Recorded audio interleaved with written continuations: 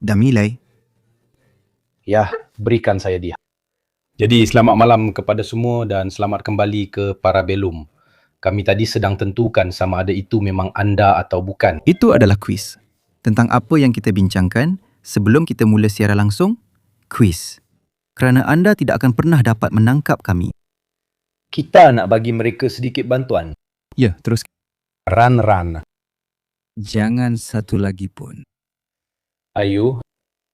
Bayang-bayang pahlawan agak mudah sebenarnya. Baiklah, kita tengok di akhir nanti kalau ada sesiapa. Yang ada dalam sinema Jepun katakanlah.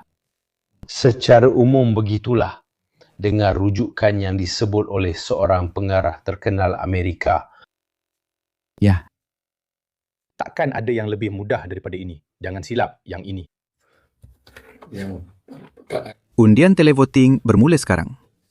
Undian televoting bermula ya. Baiklah, ini dia. Kita di sini. Kita di sini. Baiklah, topik pertama, perarakan.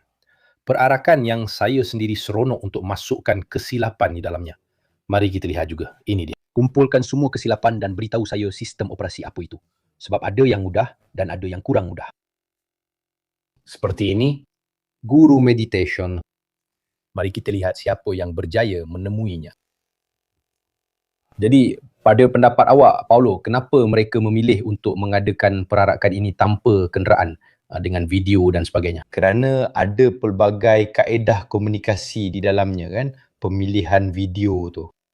Kita ingat bahawa ini adalah satu perarakan yang biasanya diadakan untuk meraihkan kemenangan ke atas Nazisme, Fasisme pada tahun 45. Jadi biasanya ia sangat menonjolkan barisan T-34, kenderaan bersejarah. Anda faham maksud saya? Mereka secara simbolik membawa bendera. Bendera itu, seperti yang dikatakan oleh pengacara perarakan, bendera yang sangat terkenal yang berkibar di atas runtuhan Reichstag pada tahun 1945 di Berlin. Sebenarnya, jika dilihat, bendera itu sangat terjaga, licin, bersih, seolah-olah ia telah melalui peperangan dan sebagainya. Kita anggap saja ia asli. Bagaimanapun, pengacara itu menyatakan ia sebagai bendera Soviet yang pernah berkibar di atas Reichstag. Dari segi dramatik, memang indah untuk dibayangkan. Sebagai seorang tentera, saya sentiasa terkesan dengan cara perbarisan orang Rusia yang penuh dengan semangat ketenteraan, keupayaan dan memang untuk melakukan perkara-perkara seperti itu. Ia memerlukan berjam-jam latihan tanpa henti, di mana anda perlu memeriksa ibu jari di sepanjang jahitan, kaki diangkat setinggi itu, poket selari. Anda tidak tahu apa itu yang dalam tentera dipanggil latihan kawat. Latihan kawat adalah salah satu perkara yang dibenci oleh semua orang. Dibenci oleh yang perlu melakukannya dan dibenci oleh yang perlu mengikutinya. Kerana ia melibatkan berdiri tegak, rehat, kanan, kiri, berlari. Saya bercakap tentang berlari seperti yang dilakukan oleh Bersaglieri. Pendek kata, setiap orang ada langkahnya sendiri. Penjajaran, maksudnya, mereka akan periksa perkara-perkara kecil yang sangat penting dan percayalah, mereka berjalan. Kalau tak silap saya, 18 orang sebaris. Maksudnya, 18 orang nampak macam lurus, tapi sebenarnya setiap orang tak tahu siapa di sebelahnya. Dan untuk tersasar 10 cm itu sangat mudah. Pendek kata, dari sudut teknikal, ia adalah satu persembahan yang luar biasa dengan koreografi yang sangat hebat. Kenapa tiada kereta kebal, peluru berpandu besar, artileri besar, semua sekali yang mereka sangat suka cat tayar putih dan berarak dalam perbarisan? Penjelasannya telah diberikan sendiri oleh Putin. Putin sendiri berkata, "Lihatlah, kami tidak mengarak semua itu kerana semua yang kami ada sekarang diperlukan untuk dorongan terakhir dalam operasi khas di Ukraine." Dan setiap perkataan, kita telah belajar daripada orang Rusia bahawa berbeza dengan orang Amerika, dengan Trump, apabila mereka berkata sesuatu, ia dipilih dengan sangat teliti. Apabila mereka menggunakan kata sifat itu, ia kerana mereka memang mahu menggunakannya. Jadi dorongan memang bermaksud dorongan. Tapi kenapa tahun ini? Kerana mungkin tahun ini mesejnya ialah, tidak, kita mahu tamatkan di sini tahun ini. Kita mahu tamatkan di sini sehingga apa sahaja sumber yang diperlukan, ia adalah peluru. Sebab orang Rusia memilikinya. 4 kereta kebal untuk dipamerkan. Terutamanya mereka tidak menggunakan peluru berpandu balistik terhadap Ukraine, yang sentiasa menjadi sesuatu yang hebat untuk dipamerkan. Namun mesejnya ialah bahawa apa-apa yang bukan keperluan minimum diperuntukkan bagi dorongan terakhir untuk menamatkan operasi khas itu. Dan itu dikatakan oleh Putin, kata-katanya adalah daripada Putin, ya. Ada satu lagi aspek. Saya telah mendengar terjemahan daripada juruacara rasmi acara itu dan saya sangat terkesan bahawa untuk semua unit yang lalu, kecuali akademi, kecuali sekolah tentera, kecuali pelatih muda, bagi unit-unit tempur, ada petikan itu, nama demi nama dan pingat demi pingat pangkat, nama keluarga, nama dan pingat semasa operasi ketenteraan khas. Saya beri satu contoh. Bendera Regimen ke-232 dibawa oleh Lieutenant Colonel Ivan Grasyov yang dianugerahkan Parava untuk operasi ketenteraan khas. Diikuti oleh korporal, sarjan, pegawai waran, mereka yang turut dianugerahkan pingat ini dan itu. Mereka yang sedang berarak kebanyakannya adalah yang sedang atau pernah bertempur di Ukraine pada masa ini. Saya tidak dapat membuat perbandingan dengan tahun lepas kerana saya tidak mendengar pengumuman rasmi. Namun perkara ini sangat menarik perhatian saya. Saya sangat terkesan kerana rujukan yang dibuat adalah kepada apa yang sedang dilakukan oleh Rusia hari ini. Dan sebenarnya, lihatlah mereka ini. Anda boleh nampak pingat yang mereka ada. Mereka memang ada. Mereka memberikan perkara seperti ini. Perkara-perkara ini memang mengagumkan. Betul, saya jamin. Cuba bandingkan. Jika anda cari di YouTube, anda akan jumpa perarakan tentera Amerika semasa pelantikan Trump. Dan ia kelihatan seperti kumpulan orang yang tak terurus. Betul. Lihatlah apa mereka itu. Kira saya rasa ada 18 atau lebih di hadapan. Itu memang sesuatu yang sangat rumit. Ya, saya juga terkesan dengan perkara yang sama. Pilihan untuk menayangkan video yang berkaitan dengan perang ini. Dan kau tahu, dulu mereka meraihkan Soviet, Rusia dan sebagainya, tapi yang paling utama adalah memperingati perang tahun 45. Sekarang pula ia sangat tertumpu pada video tentang perang ini, hampir seperti menutup hakikat bahawa ia adalah perarakan memperingati dan kini ia menjadi perarakan yang meraihkan perang semasa. Juga menyebut semua pejuang yang terlibat dengan pelbagai unit dalam perang ini tentang sesuatu yang jelas sedang berlaku dalam konteks ini. Saya tidak begitu percaya dengan alasan bahawa kita tidak mengadakannya dengan kenderaan kerana ada orang Ukraine, sebab orang Ukraine juga sudah ada tahun lepas dan tahun sebelumnya. Sudah tentu keupayaan Ukraine telah meningkat dengan ketara. Kamu tidak letak Putin dan kamu tidak letak kereta kebal. Jika kamu takut mereka akan serang dengan drone, kamu tidak akan hantar Putin dan seluruh kepimpinan persekutuan Rusia ke sana. Jika kamu takut perkara ini, sasaran saya bukan untuk memusnahkan kereta kebal semasa kamu sedang melihatnya. Oleh kerana saya ada peluang ini, saya akan musnahkan kamu terus. Itu lebih cepat. Jadi itu perkara biasa. Jika dia hadir, saya rasa burung pun tidak akan terbang melintasi dataran itu. Kamu boleh lihat sendiri, tiada burung merpati di situ. Bila saya berada di Rom, burung camar pun tiada. Tiada apa-apa yang terbang. Mungkin hanya lalap, 2 ekor nyamuk, seekor kutu yang dibenarkan terbang. Tapi yang lain, semua akan ditembak jatuh. Idea mereka tidak berarak. Kerana takut serangan, yang akan buat apa? Rosakkan 2 kereta kebal dan musnahkan 1 meriam. Apa yang akan berlaku? Dengan sasaran utama, Presiden Persekutuan Rusia di sana. Setiap tahun ada, tahun lepas pun ada. Ya, tidak begini. Juga, perlu ulang dengan suara kuat apa yang kita fikirkan. Tidak. Tapi kamu betul bila kamu kata yang peluang-peluang macam ni, lihat gambar-gambar yang sedang dipaparkan sekarang. Itu seorang pegawai tentera di antara 2 bendera itu. Kamu nampak ada satu hubungan antara apa yang pernah menjadi tentera merah dan apa yang sedang dilakukan oleh tentera Rusia. Itu adalah mesej-mesej. Dan ini berkaitan dengan ucapan saya.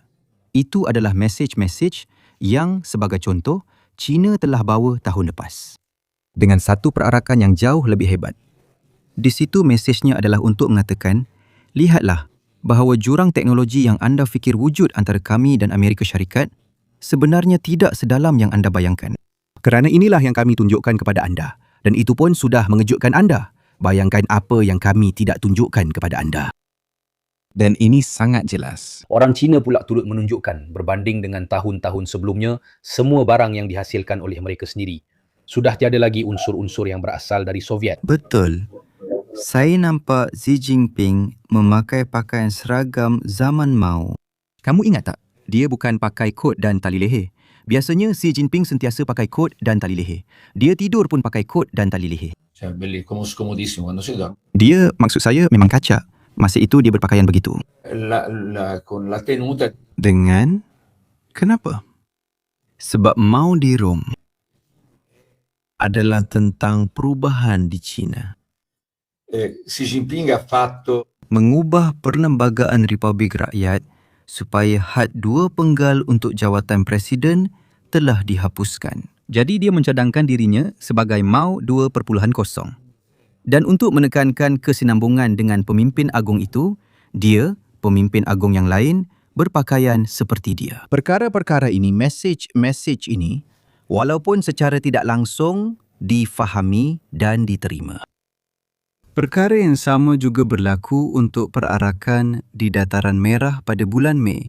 Ia adalah satu mesej di mana Rusia berkata, kami mahu menamatkan perang ini dalam tahun ini. Kita telah menterjemahkannya dengan salah. Kita telah menterjemahkannya dengan berfikir bahawa mereka mahu menamatkan. Jadi sekarang mereka mencari kompromi dan gencatan senjata. Dengan mendengar ucapan Putin sepenuhnya, ideanya ialah kita mahu menamatkannya. Kerana kita boleh memenanginya tahun ini. Ini adalah idea Putin. Tidak semestinya begitu. Tetapi dia yakin begitu. Dia yakin begitu. Pembukaan besar ini, ya Allah, mereka tidak mempunyai kereta kebal dan mereka meminta perdamaian. Ia ialah tafsiran yang agak berat sebelah terhadap mesej yang mereka hantar. Pada pendapat saya, dan saya rasa lega dengan apa yang dikatakan oleh Putin, ialah tiada sumber kerana semuanya telah digunakan untuk usaha terakhir. Usaha terakhir itu adalah menuju kemenangan yang mereka bayangkan dengan syarat-syarat mereka, bukan syarat kita. Tetapi itu tahun lepas. Walaupun sudah pasti mereka membelanjakan lebih banyak sumber berbanding sekarang. Maksudnya dari segi ofensif, 2004 hingga 2025 mereka tetap telah membuat perarakan besar-besaran. Itu adalah satu penegasan kekuatan. Sekarang pula ia lebih kepada penegasan tentang berjimat cermat. Persoalannya, adakah ini satu pilihan atau memang ada kesukaran sebenar atau gabungan kedua-duanya? Dengar, walaupun mereka dalam kesukaran, 40 kereta kebal dan 10 meriam masih boleh didapati di Persekutuan Rusia. Itu pun yang lama-lama kan. Ideanya, bagi kilat sikit, cat semula elok-elok, lepas tu boleh jalan dengan tenang. Bukan. Maksudnya, bukan sebab mereka tak ada 40 lori. Bukan itu. Itu cuma tanggapan. Sebab saya cakap, dalam simpanan mereka ada lebih kurang A yang mereka tak pernah guna semula di Barisan Harapan. Tapi kita dah bincang banyak kali. Kawasan itu, sebenarnya, zon penampan itu, sama ada secara tidak sengaja atau sengaja, yang telah terbentuk selama bertahun-tahun sejauh 40 hingga 50 kilometer. Di mana, kalau kau cuma ambil basikal dan kayu di tengah-tengah, akan datang drone dan habiskan kau. Dan menghentikan semua aktiviti berperisai di kedua-dua belah pihak. Perhatikan bahawa orang Ukraine pun dah tak minta berbilion-bilion kereta kebal lagi. Ada berbilion-bilion kereta kebal yang diperlukan. Kalau bagi pun, bukannya mereka tolak. Tapi dah tak ada lagi desakan macam dulu. Kami perlukan Leopard, kami perlukan Abrams, kami perlukan itu macam 2-3 tahun lepas. Sebab mudah, perang dah berubah di seluruh barisan hadapan. Di kawasan yang jadi tanah tiada bertuan. Di mana sangat bahaya untuk berjalan kaki, apatah lagi dengan kereta kebal. Terima kasih. Dan inilah hakikatnya. Ini satu-satunya perarakan dalam sejarah perarakan 9 Mei Rusia tanpa kenderaan. Dan saya pasti orang Rusia memang sangat kecewa dengan perkara ini. Ya. Orang Rusia. Dia telah menyelitkannya di suatu tempat di sini. Saya rasa dia telah menerangkannya. Putin telah menerangkannya. Tapi kenapa? Ia adalah satu tamparan dalaman baginya untuk mengadakan perarakan dalam gaya perarakan besar. Namun, Ia memberi isyarat bahawa sesuatu yang baru sedang berubah. Jika anda sentiasa melakukan perkara yang sama, itu bermakna tiada apa-apa yang berubah berbanding tahun lepas. Perlu juga dikatakan bahawa rakyat Persekutuan Rusia sudah mula muak dengan perang ini. Kerana sebenarnya, kematian dalam keluarga, kekurangan, semua itu mula dirasai oleh mereka. Memberi isyarat perubahan dengan berkata, lihatlah, kita sudah di penghujung. Sebab itu, kita tiada apa-apa. Anda sedang memberitahu mereka, okey, kalau kita sudah hampir ke penghujung, tak mengapa begini. Jika anda lakukan perkara yang sama tahun lepas, maka tiada apa yang berubah. Sebaliknya, simbol-simbol juga mempunyai kepentingan mereka sendiri. Macam nak kata, kita semua kena berjimat sikit. Kita berjimat, tinggal sedikit lagi. Boleh kata begitu. Sebab kita hampir sampai ke garisan penamat. Dan kita faham serta mahu tunjukkan perkara itu. Kami tunjukkan kepada anda wira-wira yang membolehkan kita sampai ke tahap ini dengan memperagakan para veteran operasi khas bersama pingat mereka dan menyebut nama mereka. Di situ, kemarahan Tuhan orang Kristian, melintas. Jadi, menyebut nama-nama orang yang berada di sana dalam batalion yang berkumpul bukanlah perkara yang mudah. Ia adalah satu pilihan. Jika mereka melakukannya tahun lepas, di mana 4 kali ganda lebih ramai orang berarak berbanding sekarang, mereka tidak akan habis-habis menyebut nama dan nama keluarga. Sebaliknya, kali ini mereka memilih untuk berkata, kami akan tunjukkan kepada anda siapa yang telah berjuang dan siapa yang sedang berjuang dalam operasi khas ini. Mereka yang lain yang tidak berada di sini adalah kerana mereka sedang sibuk atau masih terlibat di sana. Itulah mesejnya.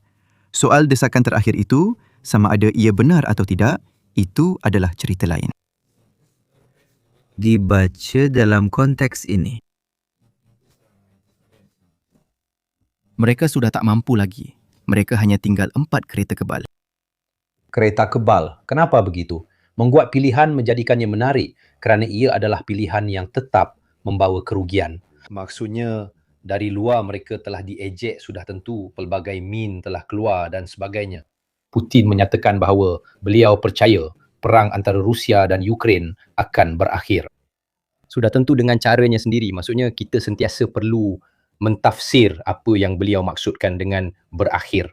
Beliau menegaskan semula pada keesokan harinya, lihatlah apa masalah akhbar-akhbar. Namun dalam tajuk utama, mereka tidak menunggu 48 jam untuk melihat sama ada sesuatu yang melengkapkan perbualan itu.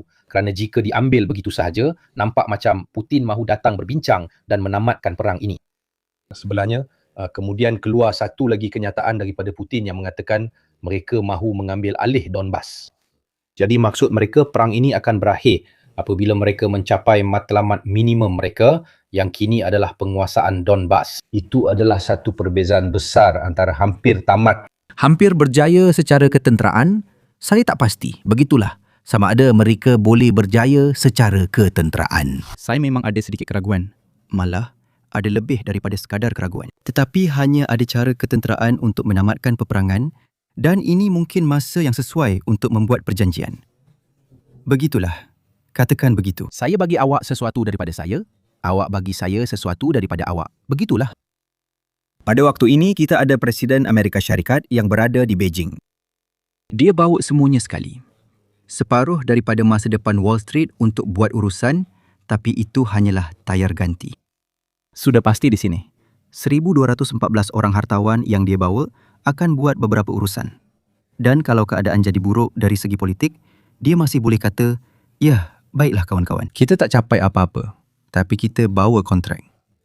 Bernilai $1,000 bilion. Jadi sebenarnya, perjalanan ini bukanlah sia-sia. Tapi kalau kau bawa 14 orang wakil pada tahap itu, maksudnya kau memang sangat takut. Yang satu-satunya perkara yang kau boleh bawa pulang hanyalah jualan beberapa pesawat atau beberapa urusan perniagaan.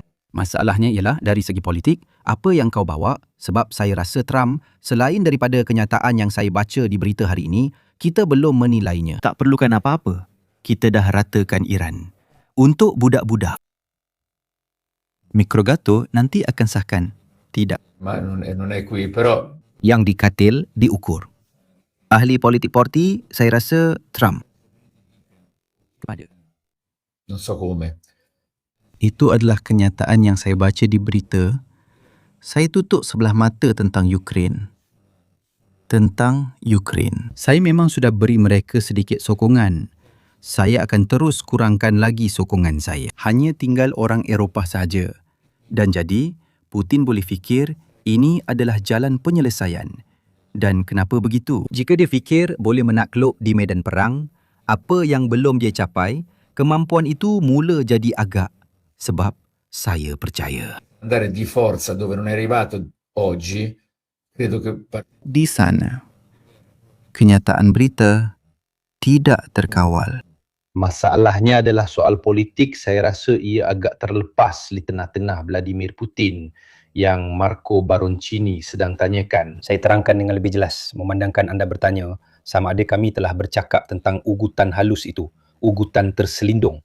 Apa maksudnya ini? Maksudnya ialah pada satu ketika dalam ucapan Vladimir Putin, terdapat satu amaran kepada Armenia yang sedang katakanlah cuba mendekati Eropah. Dan ini sangat bertentangan dengan naratif bahawa pengembangan NATO adalah punca utama.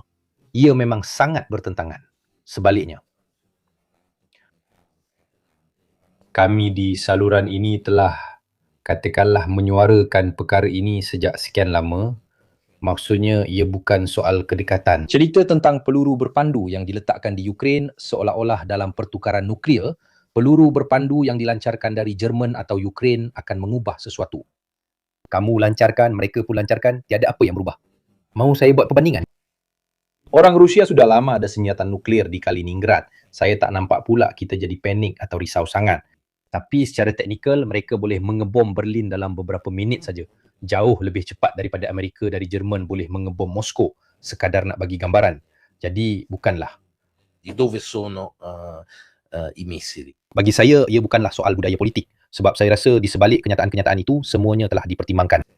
Ia adalah isu politik, saya rasa, di sebalik kenyataan-kenyataan yang saya baca hari ini di berita. Tidak dipertimbangkan.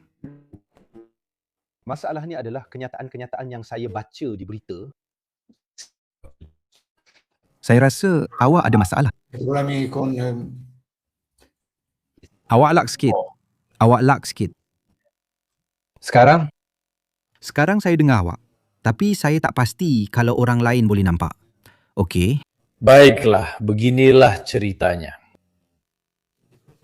sebuah Ukraine yang semakin rapat dengan Barat akan menjadi semacam makmal yang pengaruhnya akhirnya pasti mula meresap ke Rusia juga kerana faktor jarak yang dekat. Dan ini adalah satu model yang sudah pasti tidak disukai oleh Putin dan oligarkinya. Jadi ini sangat berkait rapat dengan apa yang beliau katakan kepada Armenia. Macam nak kata, hati-hati dengan mendekati Barat. Aku beri amaran awal-awal. Tengok apa yang berlaku di Ukraine. Dan beliau ada merujuk kepada Euromaidan. Tidak ada sebutan tentang NATO atau ancaman ketenteraan, tapi lebih kepada amaran supaya berhati-hati dengan siapa yang kamu pilih. Kamu sedang menuju ke pihak mana? Juga kerana jika dia membiarkan Ukraine terlepas begitu sahaja, dia sedang memberitahu semua pihak lain yang sedang memikirkannya bahawa perkara itu memang boleh dilakukan. Jadi, boleh buat. Dan itu mematikan untuk persekutuan Rusia. Ia tidak dibenarkan. Saya tidak kata sama ada ini betul atau salah. Saya hanya mengatakan bahawa dari sudut pandangan bukan Rusia yang lama, tetapi Rusia sejak zaman selepas Kesatuan Soviet. Dan sekarang, ada satu kawasan tanah di mana kamu tidak dibenarkan melakukan apa sahaja yang kamu mahu. Dan keputusan untuk masuk ke wilayah musuh yang sebenarnya bukan soal ideologi, tetapi memang soal serangan tidak langsung. Mirko cakap betul, macam Berlin Barat. Berlin maksudnya bahagian barat Berlin jauh lebih bersinar, jauh lebih penuh dengan segalanya. Pernah dengar orang yang melompat pagar untuk pergi ke Berlin Barat? Tidak. Tapi dalam Jerman, Berlin Barat adalah seperti York. Tapi kenapa? Sebab setiap orang Jerman hanya perlu menjenguk keluar tingkap untuk melihat apa itu dunia barat. Ia adalah papan iklan hidup selama beberapa dekad. Ia adalah model 3 dimensi perang psikologi. Barang dagangan. Propaganda pun tidak berkesan kerana seseorang akan membukanya dan melihat ke sana dan melihat. Kereta yang lalu. Kereta berpusing. Orang akan melihat di depan rumah. Dia nampak teraban Dia nampak Trabant yang dibayar secara ansuran selepas beratur, dan di sebelah sana dia nampak BMW, Mercedes. Dia nampak benda-benda yang dia kata, bila agaknya aku dapat tengok semua ni. Pada skala yang berbeza, Ukraine akan melakukan kerja yang sama. Dan kita sendiri yang akan jadi orang pertama membina bangunan pencakar langit. Semua itu, semuanya dan lebih lagi. Ia menjadi satu bentuk kuasa lembut kerana ia ibarat rumput jiran lebih hijau. Maksudnya, orang Rusia yang akan melintasi jika tiada perang. Katakanlah ia tidak berlaku dan Ukraine semakin rapat, jadi ada pelaburan dan sebagainya. Orang Rusia yang melintasi masuk ke Ukraine dalam masa 20 tahun akan melihat sebuah negara yang jauh lebih baik dari segi kesejahteraan, kebajikan berbanding dengan Rusia. Di situ dia akan mula marah dan ada. Perlu diambil kira bahawa selain daripada Saint Petersburg, selain daripada Moskow dan beberapa bandar besar yang lain, yang mungkin boleh dibandingkan dengan ibu kota barat atau bandar barat, walaupun pada tahap rendah. Selebihnya, saya tinggal di Nepi, wilayah Viterbo, Nepi. Orang Nepi. Nepi versi Rusia. Saya tak tahu, saya rasa ini gurauan. Denun memang dalam keadaan yang sangat teruk. Tapi memang sangat-sangat teruk. Jika sekarang, jika bahagian pertanian, jika bahagian bandar kecil, jika bahagian luar bandar Ukraine pernah menjadi contoh kehidupan di kampung. Tapi saya okey. Saya pun ada TV satelit, tengok kereta tu, maksud saya. Dan bila saya tak tahu nak buat apa, musim panas saya pergi bercuti di Laut Hitam. Dan kau ada tandas di luar rumah. Kalau kau bernasib baik, kau kira-kira sendiri dan kau tengok pada orang yang uruskan semuanya. Kau kata, kenapa macam tu? Saya masih ada tandas macam tu dan dia ada yang canggih, tapi awak tetap yang mengawal segalanya. Benda-benda macam ni akhirnya akan terbongkar juga. Ada bahagian Rusia. Bianca, saya bukan bercakap tentang Rusia yang jauh di Siberia, dunia lain. Tapi ada sebahagian Rusia luar bandar, iaitu katakanlah di bahagian Eropah, yang mungkin akan melakukannya. Dan mereka telah mencuba. Kan? Perbincangan tentang Maidan banyak berpunca daripada kami terima cadangan komersial Rusia untuk mengikatkan diri kepada Rusia, tetapi sebenarnya ada perangkap di situ. Kerana Rusia memang tahu bahawa Ukraine tidak akan mampu membayar gas itu dan akhirnya pasti akan berhutang. Dan dengan hutang itu, Rusia akan mendapat cengkaman politik yang lebih kuat seperti yang baru-baru ini berlaku di Moldova. Teknik paksaan, tetapi rakyat memilih untuk berpihak ke Barat. Sudah pasti model seperti Barat yang memerlukan masa yang lama untuk diterapkan di Ukraine, mungkin 20 hingga 30 tahun, saya rasa Putin pun tidak akan sempat melihatnya sepanjang hayatnya, sejujurnya. Saya juga akui bahawa model barat kita di sebalik keindahan dan kekayaan yang ditonjolkan, ada juga beberapa masalah. Masalah-masalah itu pun sedang disebut oleh Presiden Amerika Syarikat. Bukan saya yang cakap. Bila dia mengeluh, dia kata, kawan-kawan, di sini kita tak ada kilang. Kita tak ada apa-apa. Kita ada penganggur. Kita kena bina semula tempat untuk bekerja. Memang betul kita ada kecerdasan buatan. Memang betul kita ada high-tech. Memang betul kita ada tentera terkuat di dunia. Tapi kita kekurangan orang yang setiap pagi pergi bekerja seperti biasa dalam kehidupan mereka. Dan itu adalah Presiden, ketua bahagian paling kapitalis di dunia. Jadi, model kita bukanlah... Tetapi itu adalah pilihan yang disengajakan. Bukannya kamu sampai ke situ kerana kemerosotan ekonomi. Kerana itu pilihan kamu. Begini, bukan juga menawarkan model pembangunan kapitalis. Saya bukan komunis. Malah bukan ahli mana-mana parti atau yang seumpamanya. Model kita tanpa peraturan, seperti kata setengah orang, juga kehilangan rasa takut terhadap pesaing. Ada beberapa penulis yang memandangkan waktu sekarang dan ubat-ubatan yang saya ambil, saya tak ingat. Tapi memang ada penulis yang mengatakan Soviet itu tidak begitu. Masalah atom, masalah pribadi, Un paragone kapitalis, yang perlu membuktikan bahawa ia mampu memberi jaminan sosial seperti yang diberikan oleh Kesatuan Soviet walaupun dalam persekitaran ekonomi yang berbeza. Ia perlu menjadi kapitalis yang lebih baik. Oleh itu, rumah kos rendah, pendidikan percuma. Dari sudut pandang ni ia sangat menarik, Paulo, kerana Masalah yang sama juga dihadapi oleh orang Rusia secara dalaman. Tetapi apabila Kesatuan Soviet sudah tiada, dia kata, saya tidak perlu lagi membuktikan bahawa saya baik dan berbelas kasihan. Saya menjadi kapitalis yang ganas dan kejam.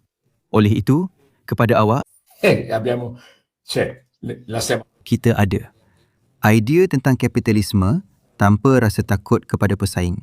Mari kita sebut begitu. Jika dilihat dari sudut berbeza, model kapitalis mungkin kelihatan bersinar, sudah pasti, seperti yang dilihat di Ukraine, malah sangat cemerlang. Mengalami sendiri selama 20, 30, 40 tahun akan menyebabkan ramai yang kecewa dengan harapan awal mereka. Namun begitu, ia bermula dari asas yang sangat tidak berfungsi. Putin pun tak mahu ambil risiko untuk berkata, baiklah, mungkin kita ada sesuatu yang baik juga. Tidak, dia tidak mahu ambil risiko itu. Dan saya faham dari sudut pandang beliau. Tidak. Jika kamu tiada pesaing, kamu tidak akan didorong. Inilah sebabnya mengapa model itu sentiasa gagal. Kamu didorong, tapi itu bukanlah halangan untuk berubah. Tiada dorongan dalaman untuk berkata, tapi saya mahu buat lebih baik dan sebagainya. Tidak, sebab gaji tetap sama. Lihatlah, kami adalah barisan hadapan dalam Perang Dingin menentang Pakatan Warsaw yang berada di sebelah sana. Tapi pada pendapat kamu semua, adakah kapitalisme Eropah begitu teruja untuk memberikan kami negara kebajikan seperti yang dimiliki oleh negara-negara Eropah? Pension, pusat rawatan air panas, penjagaan kesihatan awam, sekolah awam dengan cara seperti itu. Ia adalah satu cara untuk berkata, lihatlah, kita boleh hidup dalam dunia kapitalis, liberal dari segi ekonomi dan masih mempunyai kehidupan yang bermaruah. Tak perlu jadi komunis untuk dapatkan rawatan doktor secara percuma. Tak perlu jadi komunis untuk masuk universiti. Kerana anda boleh jadi kapitalis dan masih ada universiti dengan harga yang mampu milik. Jadi, anda adalah satu model yang gagal. Selesai. Di Itali, bagaimanapun, sistem kebajikan itu dianggap sebagai beban. Lalu orang berkata, tak apalah, tak perlu lagi nak kekalkan sistem kebajikan tu sebab dah tak ada sesiapa lagi. Kita dah tak perlu buktikan apa-apa pada sesiapa.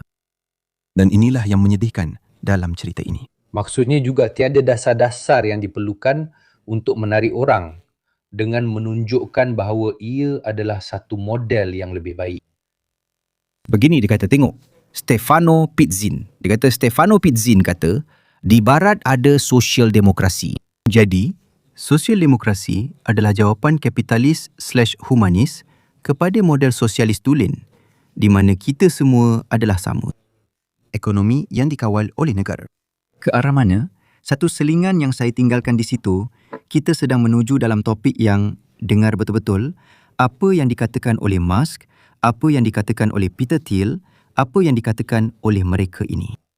Dan kemudian beritahu saya, jika anda nampak banyak perbezaan dengan ekonomi yang dikawal dari atas, seperti rancangan 5 tahun yang disebut oleh Kesatuan Soviet atau China. Semuanya akan dipilih oleh golongan elit yang membuat keputusan untuk semua orang dan mereka akan menentukan apa yang perlu dilakukan.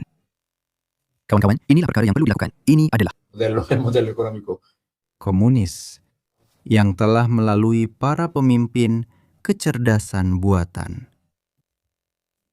Menarik bukan? Satu tempoh atau ia Rakan kongsi telah tiba. turbo kapitalisme, iaitu apa sahaja asalkan dapat keuntungan walaupun saya bawa kilang-kilang ke seberang dunia. Dan kita telah melihat dalam 30 tahun terakhir ini pergerakan sistematik kilang-kilang keluar negara dan pembongkaran semata-mata untuk keuntungan. Jadi model itu juga didorong oleh model yang bertentangan kerana ia perlu menunjukkan bahawa ia lebih baik, bahawa buka sangkar. Fare solo kapitalisme tulen, iaitu di mana setiap orang membuat analisis untuk dirinya sendiri di pasaran dan hanya memikirkan keuntungan. Tidak, saya belum lihat analisis Parsol, Renato, tapi saya nampak hari ini buku beliau sampai kepada saya. Terhadap Empire, satu lagi saya masih belum baca kerana kita akan menjemput beliau di saluran ini. Buku itu baru saja sampai kepada saya hari ini. Jadi saya belum lihat lagi dan saya masih belum baca.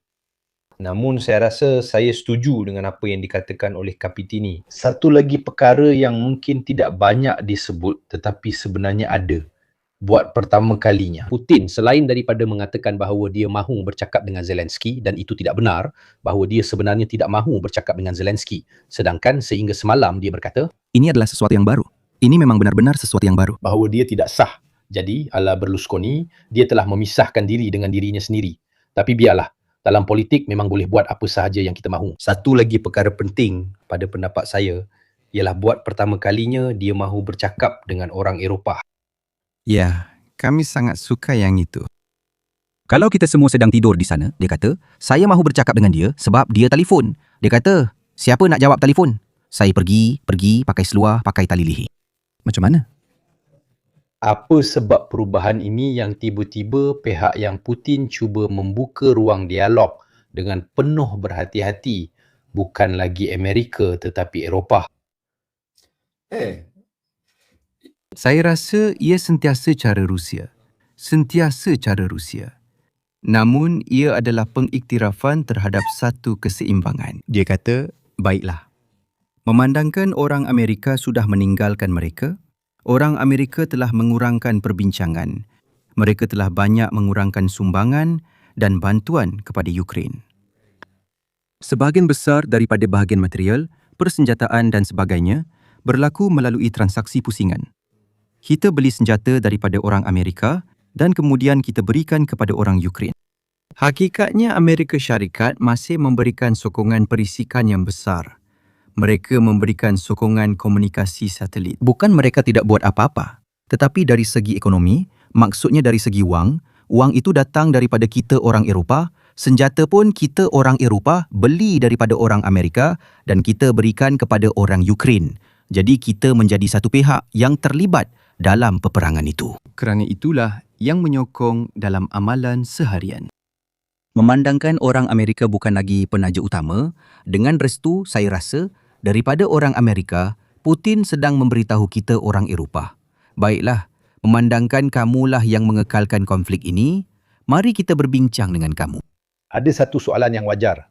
90 bilion yang terkenal itu kehilangan Orban dan Fico yang kebetulan telah pergi ke Rusia, tidak mengambil bahagian, jika saya tidak silap, dalam perarakan, tetapi sejurus selepas itu dia mengadakan perbualan.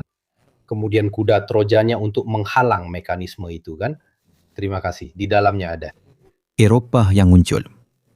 Jadi, Eropah. Kita telah mengatakan sesuatu yang bijak. Kami mengambil masa 2 hari untuk mengatakannya.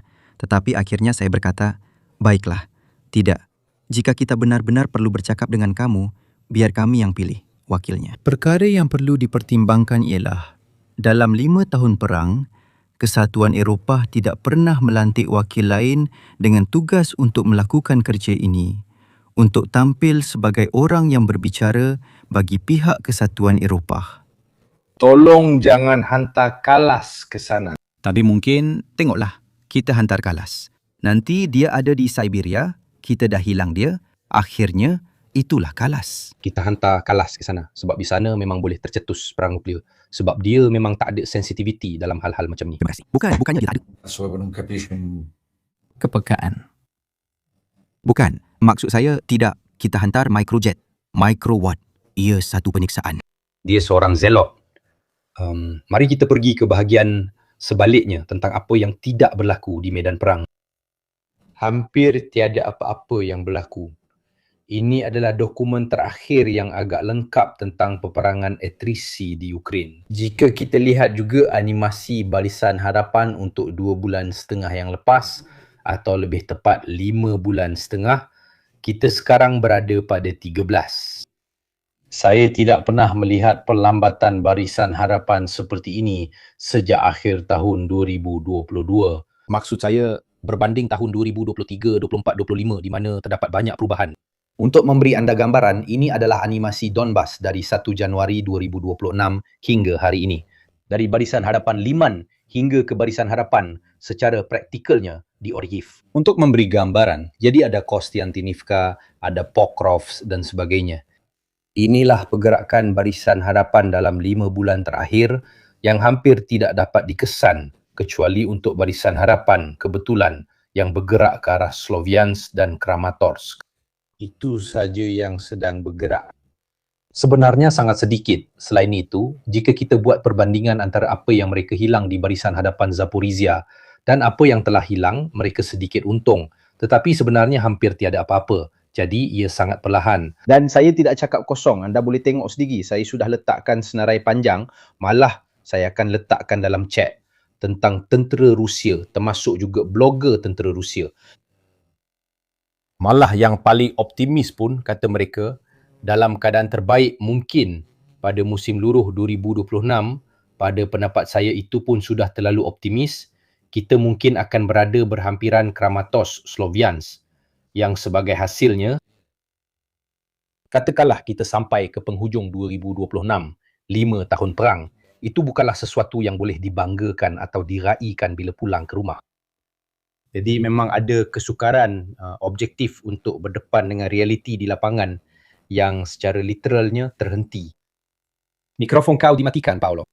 Dan kemudian kita perlu ingat bahawa penyaklukan Donbas mewakili aspek fizikal untuk menunjukkan bagaimana kita telah menang ini, tetapi itu bukanlah matlamat strategik Rusia.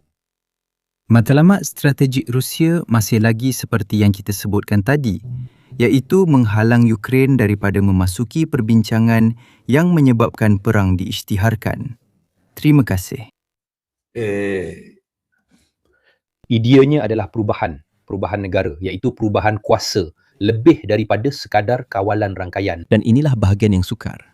Mungkin bahagian rundingan. Bermaksud, berunding dengan saya tidak tahu bagaimana, berunding dengan Eropah, dengan restu Amerika, saya ambil Donbas atau sebahagian daripada Donbas. Dan ini menggembirakan petani Rusia yang anaknya mati untuk mendapatkan secebis tanah. Tapi itu bukan sebab saya, Putin, masuk perang. Saya masuk perang kerana bahagian dunia ini tidak akan jadi milik kamu dan tiada apa-apa yang jadi milik saya. Tentang perkara ini, ia mula menjadi sukar untuk dirundingkan. Putin pasti tahu bahawa berunding dengan Kesatuan Eropah yang bukan satu entiti tetapi satu perjanjian antara negara tidak sama seperti berunding dengan Amerika Syarikat. Ia tidak sama seperti bercakap dengan Biden atau dengan Trump. Saya bercakap dengan seseorang yang jika dia kata baiklah, saya teruskan. Dia tahu bahawa dia perlu bercakap dengan seorang rakan runding yang sangat lemah. Sama ada Schroeder dan itu tidak akan berlaku, atau Merkel dan itu juga tidak akan berlaku. Schroeder itu tidak menguntungkan baginya. Bukan kebetulan ia adalah malam yang sunyi. Dia berkata, di sini ada orangnya, Schroeder. Kerana sehingga tahun 2022, Schroeder bekerja untuk Rosneft. Tetapi dia buat untuk jimat masa, katanya Schroeder. Saya ada dia dekat sini. Dia sudah ada di sini. Saya perlu ingatkan awak, saya bercakap dengan dia. Itu dia buat untuk kemudahan, untuk jimatkan kos perjalanan. Begini, katakanlah sesiapa sahaja yang dipilih. Sesiapa sahaja yang dipilih sebagai wakil untuk berunding bagi pihak siapa? Maksudnya bagi pihak siapa? Kamu faham kepentingan yang berbeza-beza yang pada ketika itu setiap negara akan bawa terhadap Persekutuan Rusia. Hungary hidup dengan gas Rusia. Republik Czech lebih kurang sama. Jerman. Kalau mereka kata, tengok, kami akan buka semula pipe gas untuk kamu, maksudnya kamu dilantik jadi Kaiser. Orang Perancis kami tidak tahu. Maksudnya, ia sudah menjadi persekutuan rundingan Eropah berbanding dengan persekutuan Rusia. Mungkin itu juga boleh diterima oleh orang Rusia dalam rancangan untuk meletakkan sebuah kerajaan yang bukan pro-Rusia, tetapi sekurang-kurangnya bukan pro-Eropah. Ia adalah sebuah negara yang berdagang dengan kedua-duanya. Katakanlah begitu, yang kekal tenang.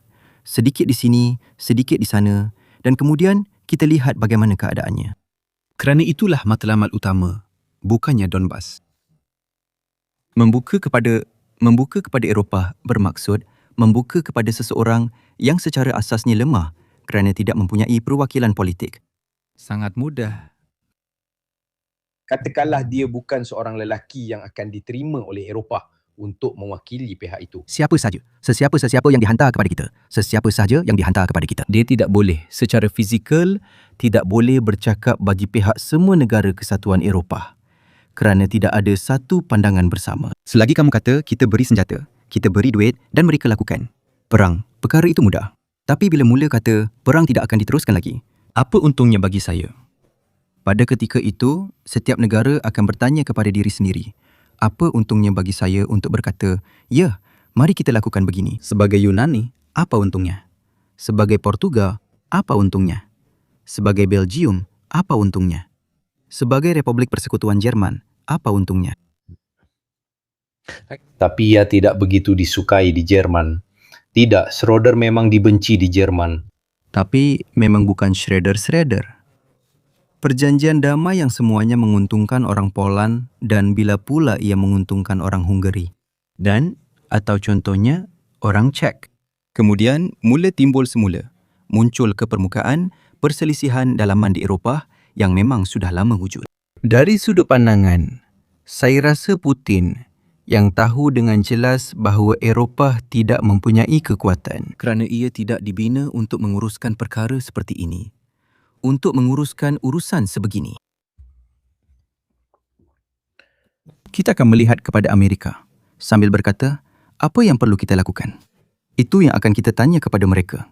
Dan itulah perjanjian yang dibuat tanpa melibatkan kita. Kamu bercakaplah dengan orang Eropah. Kerana apabila mereka tidak tahu apa yang perlu dilakukan, mereka akan telefon kami orang Amerika di Washington bertanya apa yang perlu dibuat. Kami akan beritahu mereka apa yang perlu dilakukan dan mereka akan lakukannya. Ada juga pilihan yang hanya sebagai umpan. Saya kata Schroeder, mereka pun kata Schroeder. Tak mungkin kau masih bayar dia sampai semalam, tapi tidak. Tapi Saya ulang, walaupun Carlo Magno datang, Maharaja Augusto pun boleh datang. Tokoh-tokoh yang agak penting, Bonifacio ke-8, sekarang mereka tak tahu ada tokoh-tokoh ini.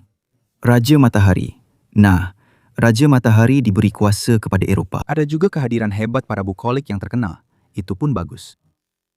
Tak ada sesiapa yang itu tidak mewakili. Yang di belakangnya tiada. Tiada satu perkara pun yang boleh diwakili oleh seorang sahaja. Maksudnya, bila kita perlu bercakap tentang seseorang, kita hantar Perdana Menteri kita, Macron. Dia yang datang, Chancellor Jerman bercakap bagi pihak Jerman. Inilah dimensi perbualan. Inilah dimensinya. saya nak tunjukkan sedikit apa yang difikirkan oleh blogger ketenteraan. Ini daripada Ribar. Terima kasih.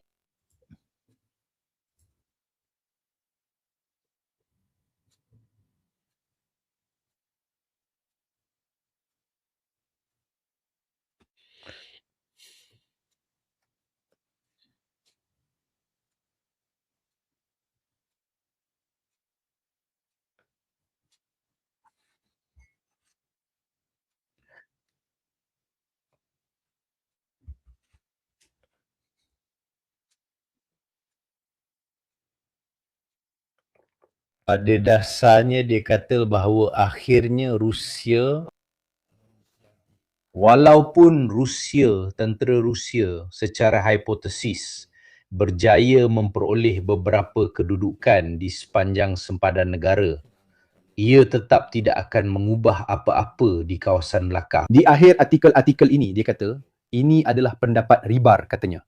Tiada lagi serangan berjentera menggunakan kereta kebal. Peluru berpandu jarak jauh. Ukraine tidak dapat dihentikan kerana Rusia tidak mempunyai pertahanan udara di seluruh wilayahnya. Walaupun orang Rusia berperang untuk cuba mara ke hadapan, tiada apa yang akan rubah. Sebab sama ada anda mara 20 km ke hadapan atau undur 20 km ke belakang, tiada apa yang rubah. Itu saja. Seorang lagi propagandis Rusia namanya Mikhail Zvinchuk menyatakan bahawa menyalahkan jiran adalah alasan yang mudah untuk orang Rusia, tetapi itu sebenarnya tidak benar.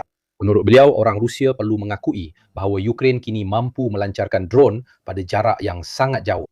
Dan baru-baru ini ada perbincangan bahawa drone Ukraine telah dilihat bahkan di Ural. Ini adalah video drone Ukraine pada jarak 1,600 km secara skala. Apa yang sedang berlaku dengan orang Amerika? Dengan Iran? Kau boleh habiskan 25 tahun akan datang saling menghantar drone Rusia ke Ukraine dan drone Ukraine ke Rusia. Itu bukan cara untuk menamatkannya. Ia tidak berkesan. Itu hanya cara untuk mengekalkan tekanannya. Kau tak boleh fikir bahawa perubahan dalam perang ini adalah kerana Rusia melancarkan kempen peluru berpandu dan memusnahkan itu dan ini. Dan orang Ukraine melancarkan kempen drone dan memusnahkan loji penapisan. Bukan itu caranya. Maksudnya, itu bukan elemen penentu dalam pertempuran. Dan ia masih berterusan. Nampak pelik, infanteri, iaitu bahagian darat. Tetapi mereka tidak boleh bergerak kerana drone. Jadi perang ini boleh berterusan dengan tenang untuk beberapa tahun akan datang. Melancarkan 20 drone seminggu satu sama lain. Dan kau berada di sana, Bas, di Lviv. Dan kau dan... di Lviv. Tapi ia tidak akan berubah. Ia akan membuat orang hidup dalam ketidakpastian yang berterusan. Tapi itulah yang mereka tidak jangka. Maksudnya mereka fikir mereka boleh bawa perang ke Ukraine tanpa mengalami apa-apa. Sebaliknya sekarang apabila barisan harapan sudah terhenti, mereka tidak mahu mengambil risiko kehilangan nyawa, baik dari satu pihak maupun pihak yang lain. Ada serangan kecil dan malu-malu dari kedua-dua pihak. Sebulan setengah yang lalu, satu di Liman, satu di Pokros. Kedua-duanya berakhir dengan sangat teruk, baik dari pihak Ukraine iaitu Batalion Skala maupun dari pihak Rusia. Tidak ramai yang mahu mempertaruhkan nyawa. Jadi jika keadaan kekal seperti ini, di mana saya melancarkan drone kepada anda, kamu melancarkan drone ke arah saya, akhirnya siapa yang lebih rugi? Orang Rusia, kerana mereka mempunyai sasaran yang pasti, lebih berbaloi, lebih bermakna untuk menyerang sebuah kilang penapisan daripada hanya beberapa bangunan. Ukraine, lagipun kebanyakan bantuan tetap datang dari luar negara dan gudang-gudang di mana drone dihasilkan sangat banyak, kecil-kecil dan tersebar. Jadi akhirnya ia bukan jenis industri yang boleh anda serang. Orang Ukraine sendiri gagal untuk menyerang pengeluaran drone Gerberi, drone yang berasal dari Shahid. Kenapa orang Rusia boleh hasilkan begitu banyak? Di gudang-gudang yang sebenarnya tidak menghalang pengeluaran besar-besaran. Saya perasan sejak kira-kira 7 hingga 8 bulan lalu, ramai tentera, blogger, malah propagandis Itali juga mula berkata, matlamat asal kita tak dapat dicapai. Paling banyak pun boleh ambil Donbas. Tapi bila dah dapat Donbas, okey, dah ada. Lepas tu, kalau bukan satu matlamat, Itu bukan yang disasarkan Putin. Pada ketika ini, itu benar-benar akan menjadi kekalahan strategik. Jika keadaannya begitu, ambillah Donbas dan kami akan bersama dengan kesatuan Eropah. 1. Satu kekalahan yang boleh dibandingkan dengan apa yang akan diterima oleh Trump jika perbincangan ini berakhir. Dia berkata dengan betul, Ormuz kita simpan, Pasdaran kita simpan, dan kita juga simpan ayatollah lain. Dia telah memusnahkan beberapa perkara, tetapi ia adalah satu keseronokan. Maksud saya rasa Putin masih menganggap adalah mungkin untuk mencapai matlamat strategik itu. Betul. Seperti yang kita katakan di awal rancangan ini, ia adalah sebuah rejim yang, jika bukan kawan, sekurang-kurangnya tidak bermusuhan. Dan dia masih percaya sekarang rejim ini mungkin jika ia kehilangan sokongan daripada pentadbiran Amerika ini. Kemudian, kita juga sampai ke perbincangan ini. Putin tidak mempunyai jaminan. Mungkin dia telah meyakinkan pentadbiran Trump untuk tidak menyokong kerajaan Ukraine. Tapi apa yang kamu tahu? Apa? Pentadbiran seterusnya pula melihatnya dengan cara yang sangat berbeza. Dan sekali lagi, memulakan bantuan besar-besaran kepada Ukraine dalam versi anti-Rusia. Pentadbiran Trump sangat tidak seimbang. Bukan sahaja dia yang memang tidak seimbang secara semula jadi, tetapi juga gerakan politik dalam pentadbiran Trump adalah seperti itu. Ya, tidak seimbang. Yang tidak memberikan kepastian kepada orang Rusia bahawa satu perjanjian yang memperuntukkan Ukraine tidak lagi terlalu disokong oleh Amerika Syarikat kemudian akan diteruskan. Dengan pentadbiran yang akan datang, atau pentadbiran-pentadbiran seterusnya, mereka akan sekali lagi berada dalam keadaan Ukraine yang sama seperti sekarang. Pak. Dia mahu melihatnya. Mereka tidak mempunyai jaminan dan bertaruh pada pihak yang lemah. Mungkin Eropah tidak akan mempunyai kekuatan dan analisis itu tidak salah kerana ia tidak mempunyai La struttura, Kemampuan untuk memberikan sokongan bersatu untuk jangka masa panjang terhadap pertentangan yang jelas dengan Rusia. Maksudnya, kita telah berkata untuk memberi 90 bilion dan senjata begitu sahaja kerana perang masih berterusan. Tetapi apabila berdepan dengan prospek keamanan, saya percaya akan timbul pelbagai perbezaan dan pengecualian yang akan sangat melemahkan kuasa nasional. Kuasa rundingan Rusia. Dan saya juga percaya bahawa dia bergantung pada perkara ini. Itulah sebabnya, dalam perarakan itu, dia berkata bahawa dia melihat penyelesaian yang hampir tiba. Dia pasti tidak melihatnya dengan kereta kebal dan juga tidak melihatnya dengan drone. Dia melihatnya dalam bidang ini. saya nampak mereka sudah tidak mampu buat apa-apa lagi. Sebab kalau unit Rubicon Rusia sebelum ini berjaya buat sesuatu yang baru, iaitu sekatan, bukan sokongan taktikal langsung dengan drone, Sekarang orang Ukraine pun, ini adalah kecerdasan buatan, mereka kenal pasti bentuk dan bergerak sendiri. Sekarang mereka mula bertindak di sepanjang jalan yang melalui koridor Zaporizhia dan sampai ke Kherson dan Crimea. Secara autonomi, mereka sedang melakukan sekatan yang sangat banyak. Kita bukan bercakap tentang drone FPV yang pergi menyerang atau mengganggu. Inilah jalannya. Ini adalah lori logistik Rusia yang kini juga sukar untuk diatur. Salah satu tindakan yang paling kecil, malah satu perbuatan asas pun menjadi masalah. Kerana kamu ada semua. Kita bercakap tentang 160 km ke belakang. Maksudnya, sekarang drone sudah beroperasi. Kita telah beralih dalam masa setahun daripada drone yang beroperasi dalam julat biasa 20 hingga 30 km kepada 40 hingga 60 km. Itu lebih kurang apa yang berlaku pada pertengahan tahun lepas menuju ke penghujungnya kepada yang sekarang yang sudah sampai. Ini adalah sesuatu yang sangat signifikan. Kaitkanlah contohnya dengan apa yang sedang berlaku di Lubnan, di utara Israel, dengan Hizbullah yang sedang meniru secara agak kasar. Pengajaran yang dipelajari dari medan Ukraine terhadap orang Israel yang mempunyai kekuatan berperisai yang sangat besar. Sekarang mula ada angka kereta kebal yang musnah. Di kawasan itu, mereka mula mempunyai jumlahnya. Ini adalah sesuatu yang signifikan. Ini adalah satu aspek yang sangat penting. Apa yang dikatakan oleh Mirko ialah 200 km itu jarak yang jauh. Di dalamnya, kau langsung tiada kebebasan. Kita perlu fikir bahawa kedua-dua pihak yang bertanding tidak semestinya boleh meluaskan kawasan ini kerana mereka tidak mempunyai keupayaan yang sama. Perkara-perkara ini telah didedahkan oleh Alexei Zirov dan Vladimir Romanov, seorang blogger tentera Rusia yang sangat terkenal, yang juga telah menunjukkan bangkai-bangkai kenderaan yang musnah di arteri strategik itu, yang bermula dari Rostov seperti yang boleh dilihat melalui Mariupol dan kemudian turun hampir ke Crimea yang terletak kira-kira 160 hingga 200 km dari barisan hadapan. Ia kini menjadi sasaran tetap oleh drone Amerika berkat rangkaian Starlink.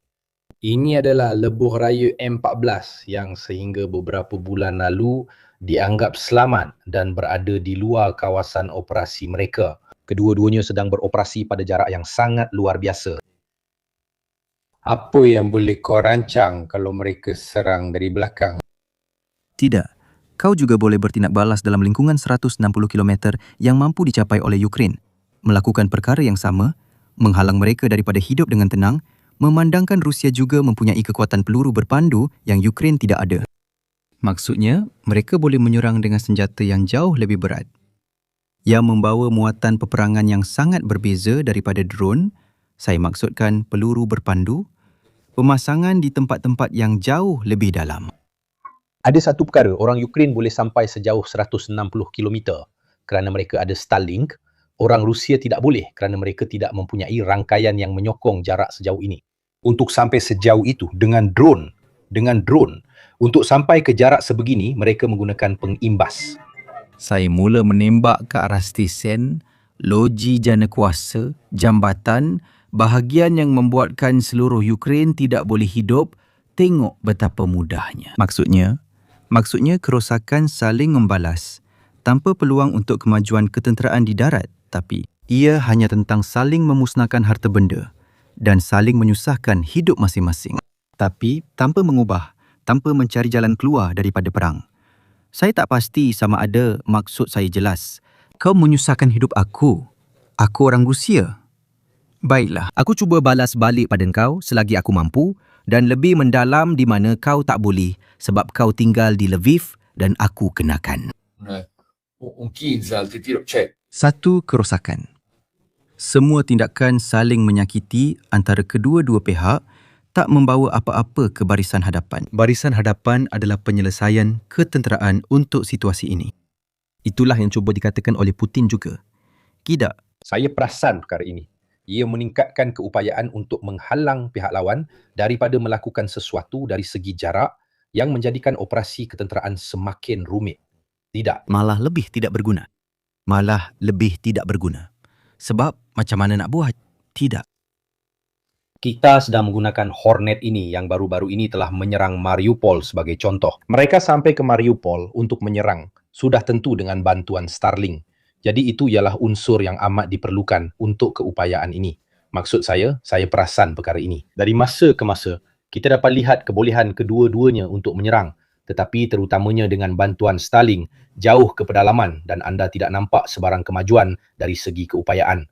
Ada bantahan di sini dalam sembang. Dia kata, saya terlepas satu perkara, iaitu kilang drone Ukraine berada di Jerman dan kilang Rusia adalah sasaran yang mudah. Lihatlah, orang Rusia telah memindahkan seluruh rantaian industri mereka ke seberang Ural. Jadi mereka tidak mempunyai masalah untuk memindahkan. Kilang drone berada di Tatarstan. Jadi itu bukan masalahnya. Ia adalah satu pemerhatian yang tidak membawa ke mana-mana. Jika ada satu perkara yang orang Rusia ada masalah, ia adalah ruang. Kemudian tidak benar bahawa drone Ukraine berada di Jerman. Sangat sedikit yang dihasilkan di luar negara. Mereka terus mendapatkan bekalan besar dari orang Cina walaupun mereka mempunyai pengeluaran dalaman.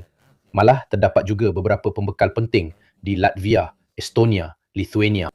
Mereka juga pernah diserang oleh Rusia dengan beberapa serangan, katakanlah seperti insiden kebakaran beberapa tahun lalu. Inilah isunya. Orang Ukraine lebih terdesentralisasi. Mereka mempunyai banyak pembekal, banyak hubungan dua hala dengan pelbagai negara, walaupun mereka masih banyak membeli dari orang Cina. Manakala orang Rusia cenderung untuk memusatkan, tetapi pada jarak yang sangat jauh. Namun saya ulangi, Penggunaan drone di kedua-dua belah pihak tidaklah bersifat penentu. Maksud saya dengan penentu ialah ia tidak mengubah keadaan, bukanlah seseorang akhirnya akan menyerah kerana drone. Kau kata sudah cukup, terlalu banyak. Bukan itu maksudnya. Ia bukan seperti mengatakan ada terlalu banyak artileri. Oh, Itulah kesilapan yang sedang dilakukan oleh Trump. saya larang benda yang terbang yang baling bom kepada kamu. Sebenarnya pengeboman itu adalah dari Amerika, bukan drone. Kerana kalau ia melepaskan sesuatu ke dalam, itu bukan kerja drone. Ia tidak berubah. Kerana pada akhirnya penggunaan artileri termasuk juga drone, menjalankan fungsi yang sama, iaitu memberikan tembakan. Kuasa tembakan memudahkan manuver. Jika kau tak dapat bermanuver, kau hanya membazirkan peluru, hanya menyebabkan kerosakan. Tetapi kau tak dapat mewujudkan syarat-syarat untuk dapat, iaitu untuk mengubah keseimbangan kuasa dan menyebabkan satu atau kedua-dua pihak tewas. Menembak dari satu sisi ke sisi lain bukanlah perang. Itu hanya menembak dari satu sisi sungai ke sisi lain. Dalam sejarah, perkara seperti itu pernah berlaku dan memang tidak berkesan. Perang Dunia Pertama berakhir seperti itu, dengan tentera-tentera saling membunuh di satu titik keseimbangan dan kekalahan serta kemenangan. Ia tidak ditentukan oleh garis hadapan, tetapi oleh keadaan di dalam negara, oleh ekonomi, oleh kemampuan tentera di barisan hadapan untuk bertahan, oleh keadaan hidup orang ramai yang tidak berada di barisan hadapan. Lihatlah bagaimana ia berfungsi. Jika anda menunggu satu kemenangan besar dalam Perang Dunia Pertama, memang ada. Unit-unit Jerman dimaklumkan bahawa perang telah tamat. Mereka diberitahu di barisan hadapan bahawa pada 11 November jam 11, perang telah tamat. Baiklah, jadi mari kita pulang. Mari kita pergi.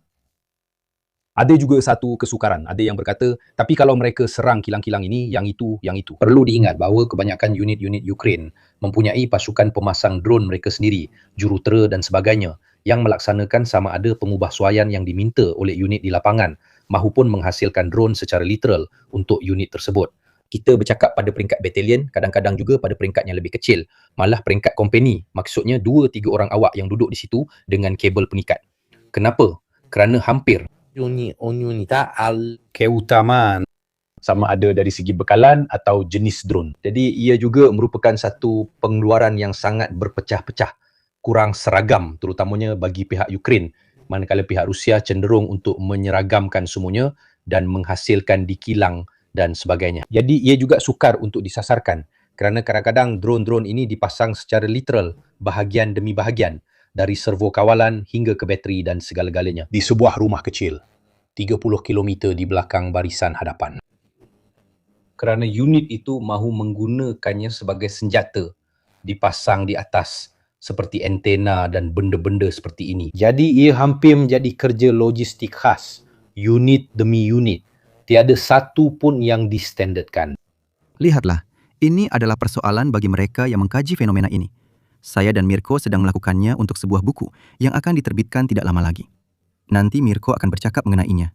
Dia akan bercakap, lihatlah bahawa ini adalah... Kami sedang menulis sebuah buku bersama Parabellum dan sudah tentu ada penyertaan Capitini, Mia, Policieni, Barzagli, Presiden Madalun dan sebagainya. Dibahagikan mengikut bab, mengikut kawasan, termasuk juga kawasan global. Jadi Zara juga ada. Lihatlah, apa yang kita lakukan ini kemudian telah berubah menjadi satu paradigma yang sah untuk 20 tahun akan datang. Itu cerita lain. Tetapi apa yang kita lihat sekarang? Kita telah lihat pertama sekali pada permulaan perang ini. Tentera profesional tidak lagi berfungsi. Bilangannya terlalu sedikit. Berhadapan dengan satu tempoh di mana perang masih boleh sedikit bermanuver, tentera profesional yang kecil akan dimakan hidup-hidup. Jadi, kita perlu membentuk tentera profesional terlebih dahulu sebagai langkah pentadbiran. Krisis pasukan berperisai. Katanya, kita ada pasukan berperisai. Kedua-duanya ada. Secara perbandingan, kedua-duanya ada. Tidak. Secara perbandingan, Ukraine mempunyai lebih banyak pasukan berperisai berbanding mana-mana negara Eropah yang lain. Disekat oleh apa? Oleh drone. Sekarang drone menunjukkan bahawa mereka menghalang kawasan yang begitu luas di medan perang sehingga ia hampir tidak lagi menjadi medan perang. Anda lihat, jika seseorang perlu membentuk sebuah tentera hari ini, jika saya perlu membina alat saya, ia akan dibuat seperti ini. Mesti mula mengambil kira faktor-faktor seperti Starlink. Starlink adalah milik persendirian. Persendirian. Ini adalah kali pertama seorang individu persendirian membekalkan sebuah negara yang sedang berperang dengan alat untuk melawan perang ini. Dan jadi, kerana ia adalah milik persendirian, dia juga boleh memutuskan untuk berkata, tapi awak tahu tak? Saya boleh jual perkara yang sama kepada pihak lain yang menawarkan lebih banyak, contohnya. Ini tidak mustahil, ia juga boleh berlaku. Ini adalah kali pertama. Penglibatan pihak swasta pada tahap ini dalam peperangan. Anda lihat, berapa banyak unsur baru yang ada dalam perkembangan ini. Dan soalan semua orang ialah, adakah perkara ini hanya berlaku antara Rusia dan Ukraine? Atau adakah ia akan berlaku untuk semua konflik akan datang dari sekarang hingga 20 atau 30 tahun akan datang? Kerana berdasarkan jawapan yang anda beri, anda mula berkata, awak tahu tak, saya kurangkan sedikit F-35, saya gunakan jumlah yang sama dalam jutaan dolar untuk drone. Mungkin jauh lebih canggih daripada yang saya ada sekarang. Saya tak buat kapal induk, saya buat kapal induk drone contohnya. Saya tak buat khidmat tentera wajib. Untuk berapa bulan? Apa yang berlaku? Lihatlah berapa banyak perkara yang boleh kita keluarkan daripada perbincangan seperti ini. Yang kita cuba lakukan. Dan saya jemput anda semua untuk melakukannya. Kerana inilah saya rasa kemajuan budaya juga apabila kita berbincang tentang perkara-perkara ini sesama kita. Jawapan di sini. Jawab beberapa soalan. Dari Poland juga, ya sudah tentu. Pergi lihat tentera Military Balance 2022. Ukraine dianggarkan mempunyai kira-kira 1,000 kereta kebal yang berfungsi hanya 5. Tetapi ada banyak lagi di dalam simpanan. Alex Duck bertanya kepada kami, mungkin ini soalan bodoh tapi saya tetap nak tanya. Apa yang menghalang Rusia daripada melancarkan kempen udara besar-besaran dan berterusan ke atas semua infrastruktur bandar-bandar Ukraine dengan pengeboman? Pulihkan semua kerugian yang kita alami di Lanzara. Lihat jumlah kerugian yang telah dialami oleh Rusia. Satu persamaan ialah mereka yang berani keluar dari jarak pelindungan pertahanan udara mereka sendiri kerana Rusia sentiasa bekerjasama. Pasukan udara mereka sentiasa berada dalam pelindungan pertahanan udara mereka. Dan ia tidak berjaya. Helikopter sebagai contoh hampir tidak lagi digunakan kerana helikopter sangat terdedah. Perang Vietnam adalah perang helikopter. Penemuan mempunyai kenderaan yang boleh membawa anda ke tengah-tengah kawasan terpencil dan meninggalkan sejumlah besar. Dilengkapi, itulah perang helikopter. Ini adalah masa di mana anda merasakan bahawa helikopter adalah kenderaan yang mahal, sukar untuk dihasilkan, sukar untuk melatih orang, sangat sensitif, memerlukan banyak penyelenggaraan. Ia adalah sesuatu yang sangat rumit.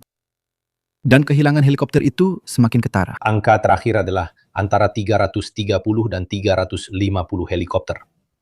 Berapa banyak helikopter yang dimiliki oleh Itali setiap tahun? Termasuk yang digunakan untuk penyelamatan, jumlahnya adalah sekitar 300. Walaupun anda masukkan helikopter bomber sekalipun untuk memberi gambaran, semuanya adalah helikopter yang berkualiti tertentu. Ramai yang membangkitkan bantahan yang wajar.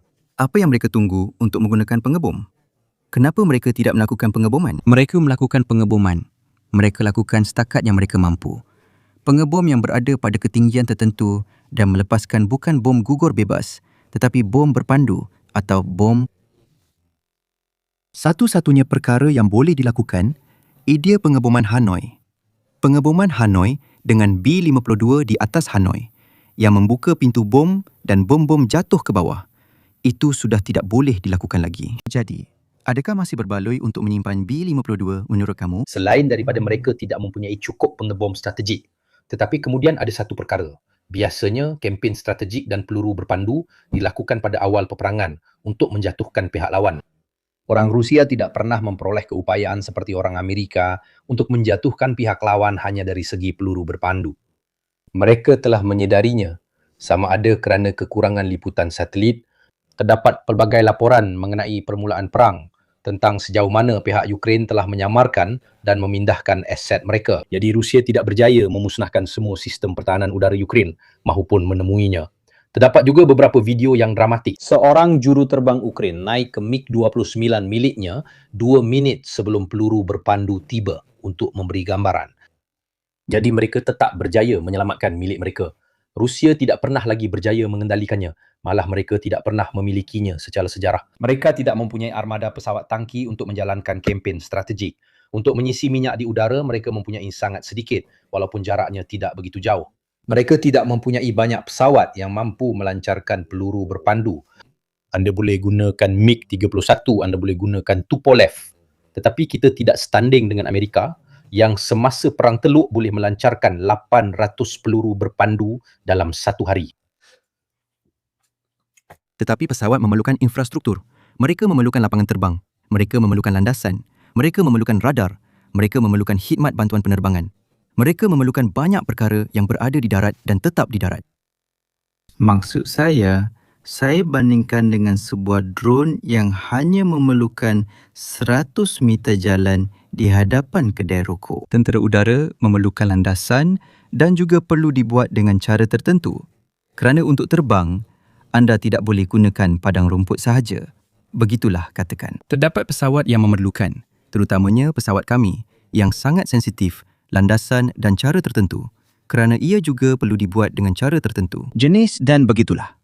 Ini adalah satu lagi latihan. Orang Amerika yang masih sangat bergantung dan memang wajar pada kuasa udara konvensional sebagai senjata ofensif, kini melihat di Iran bahawa mereka tidak dapat mencapai matlamat mereka. Kerana Iran telah memutuskan untuk tidak menerima jenis peperangan yang dicadangkan oleh orang Amerika, tetapi untuk melawan dengan cara lain menggunakan drone dan peluru berpandu. Kalau kau nak musnahkan berik pengawal revolusi, silakan. Kau nak musnahkan apa pun, aku tahu apa yang kau bom di situ. Aku dah tak ada di situ. Aku dah pergi. Kau kapal terbang. Sial, ada kapal terbang tahun 82. Katakanlah Iraq dan Kenya mempunyai tentera yang jauh lebih statik. Cara mereka bertempur juga sangat kuno. Mereka masih menanam kereta kebal. Hari ini bahkan Iran pun yang telah mengalami pengeboman yang sangat berat. Ratusan Tomahawk untuk memberi gambaran. Selain semua yang dijatuhkan, dipandu dan sebagainya, akhirnya mereka masih kekal beroperasi. Dan ia bukanlah tentera yang paling maju di dunia. Kempen pengeboman strategik sedang sedikit sebanyak hilang arah. Baiklah. Tidak, dan kamu akan rugi. Sebab sekarang bila mereka kata mereka jumpa sisa-sisa tahun 2025 nombor siri dan sebagainya, itu bermakna kamu sedang guna apa yang dihasilkan semalam pagi. Sekarang, aspek kedua ialah sama ada saya mampu untuk terus menampung penggunaan seperti ini dengan hasil seperti ini dan ini juga terpakai untuk pihak Rusia. Che produco missili. Ma che Maksudnya peluru berpandu bagus. Ia perkara yang sama. Dia kata dia berjaya menetralkan. Dan ini adalah soalan asas tentang jenis peperangan.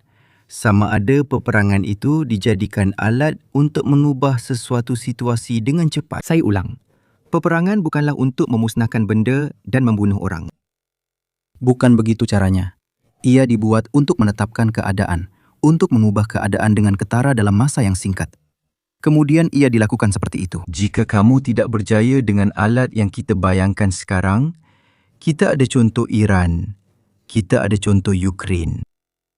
Soalannya ialah, apakah jenis kekuatan yang akan menjadi berkesan untuk mencapai matlamat peperangan, iaitu mengubah keadaan? Jika kapal induk itu, saya perlu letakkan 800 batu dari pantai Iran kerana Iran boleh merosakkannya.